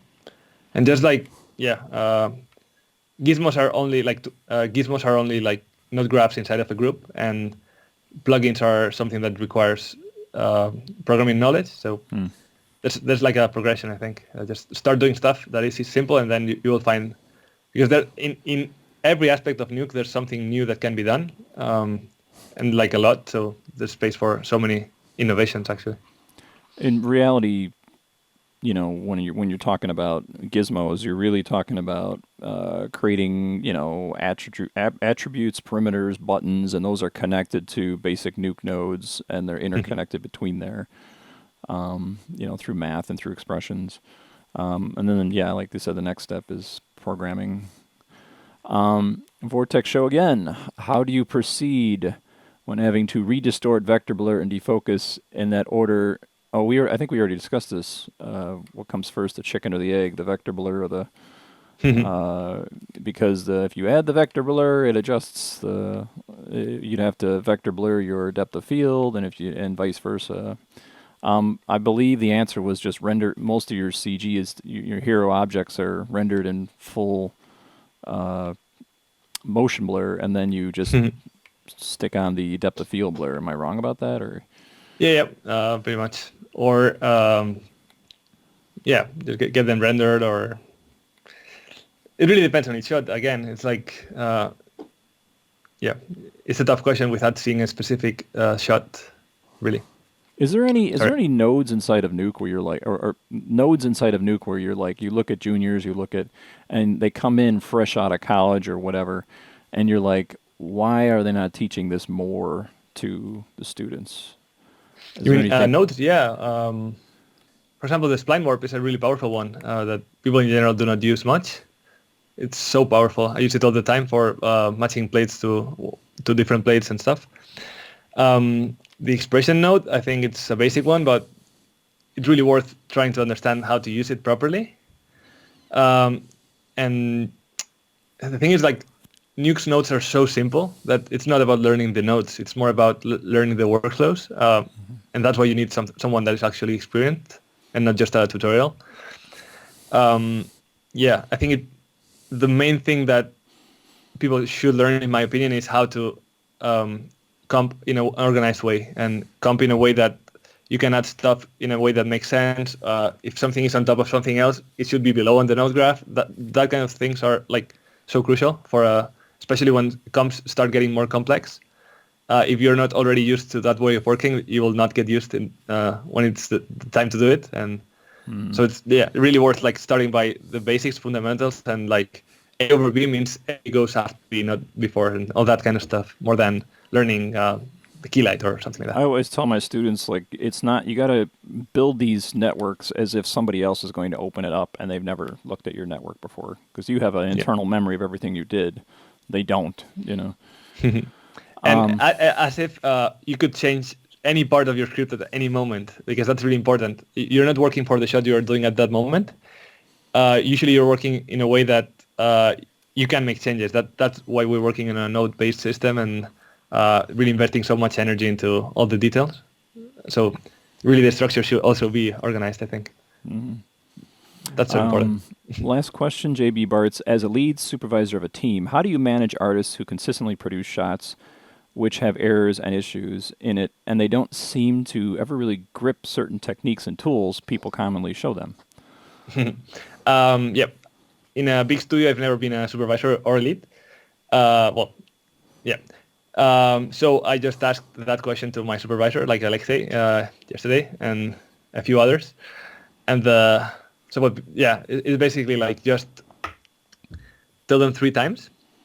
And if they do not respond after 3 times, then just give them something easier. And if they don't respond, then just give them something easier. And then just, if they don't respond, just fire them. It's like, there's nothing you can... You don't have superpowers. Have you somehow, has anybody snuck in there that ended up being what I call a basket case, where it's like, oh my gosh, like who put this, have you seen people like that, whether they intentionally want to do good or bad? I mean, is there, do you find that, or is it just people sort of in humility and in time eventually catch up or get up to speed? A little bit of both, I think. Like people are, like, it's a skilled profession. It's not like we are just, I don't know, you really need to develop certain skills, and not everyone can develop all of them, which is completely fine. But there's like really different profiles of people, and maybe you find that maybe you prefer to do other stuff that is not comping in the end, or that you prefer to comp but just a specific type of shots, and you're not like too much into look depth, for example, or into difficult stuff. So there's really many different people, and they fit the role into different situations. So I think it's fine. I don't know. Cool. Well, as we sort of wrap up here, I think we broke the record on longest interview here. I think Tony holds the reign on that, Cool. which was like 2 hours and 20 minutes, I think. So who knows? This is again, we're still trying to understand what UTAD stands for, but you. Oh yeah, I can tell you it. Oh, go ahead. It's Spanish. It's University of the Technology and Digital Art. So it's like Universidad de Tecnología y Arte Digital. But yeah, Gotcha. whatever. It's UTAD. Gotcha. So I will have a link as usual on the for the training. Again, they're currently enrolling at this time, and you will be taking visits out to this area, right? To be there in person, but then mostly it's an online course? No. Actually, it's mostly there. People will travel there and live there through the course. In general, we are also offering the online way of doing it. So every class will be recorded live, and people will be able to follow from other countries and stuff, especially from South America, for people that don't want to like come live to Spain. So yeah, we're offering both things actually. So it will be fun. Cool. Did you pretty much, is that pretty, do you have anything you want to share about this, or it's a 1-year course specialized in compositing. I'm directing it with Richie Paramo. He's a friend of mine. He works in Foundry. He's so skilled. And we have like 18 teachers, all professionals. Ernest is coming too. We have also people doing like random master classes, and we'll be covering like the whole thing of a compositor, not just like how to use Nuke, but like how to work in different companies, how the industry works. It's like a whole thing of like learning what I would have liked to learn when I was studying, and just like 1 year, and then just we have like some collaboration with different studios for internships and stuff, which is also like an important part, I think. So yeah, it's like a 1 year thing. Could you put a word down like, hey, could you give us some English subtitles, and so others will buy the online? Oh yeah, yeah. But maybe we were thinking of actually offering the English version if this one goes well, maybe for the future. I think you got a rock star cast here. My question to you, and I don't know if I'm prying too much, but if it's a year, does that mean you're taking a year off from Trixter, or? No. So the classes are just like 3 days a week, like Thursday, Friday, Saturday, I think. And then through the week they have like areas to like work in the university and all the equipment and everything. So the teachers are traveling there just for specific classes, and as we are 18 people, even if I am like in Trixter or whatever, I can like maybe go for 1 weekend a month or something like that, and like I have like 3 classes in a row, so it's fine. Okay, so you guys are all you're sort of tag teaming or passing the baton as the progression. And we have like teachers like in many different areas, not just compositing. Like, gotcha. That's a cool thing. They'll be teaching like lighting for compositors, shading for compositors. Like, for example, modeling is like how to like fix a LiDAR that is broken or stuff like that. That you can not always you can outsource to someone else depending on the studio and the rush. So yeah, it's that. Awesome. Well, if you guys are interested, AdrianPueyo.com. Check out his site. If you'd like to also check out his, parkour expertise, he's got plenty of information, films, and so forth. Lots of here to look at, and looks like you got some downloads as well, which is kind of cool. Are these also on Nukepedia, or are they just? Yeah, most of them. Actually, I haven't updated my website in a while, but I've been uploading quite some stuff to Nukepedia, mainly like BlinkScript, Gizmos, and PySite and Python things. But I think it's like, it's worth just looking into it and seeing if anything is useful for you. Awesome. Well, thank you, Adrian, for coming on. It's been a wealth of information. Appreciate it. And again, we'll probably have you back in a couple. But we're looking at a year reunion for everybody. So that'll be awesome. I'm hoping to have everybody else. But anything you'd like to share before we cut out? No, it was great. Thank you very much for having me, and hope you keep rolling your videos because they are great. There's more coming. We have we have one of your lighting supervisors, I believe, is going to be on next. Tony's hooking me up with him. Oh, nice. I don't have his exact name off. I was just given the connection. So this is going to be the Trixter channel. Nice. Yeah, it's a good bunch right now. All right, sir. See you later. Yeah, thank you very much.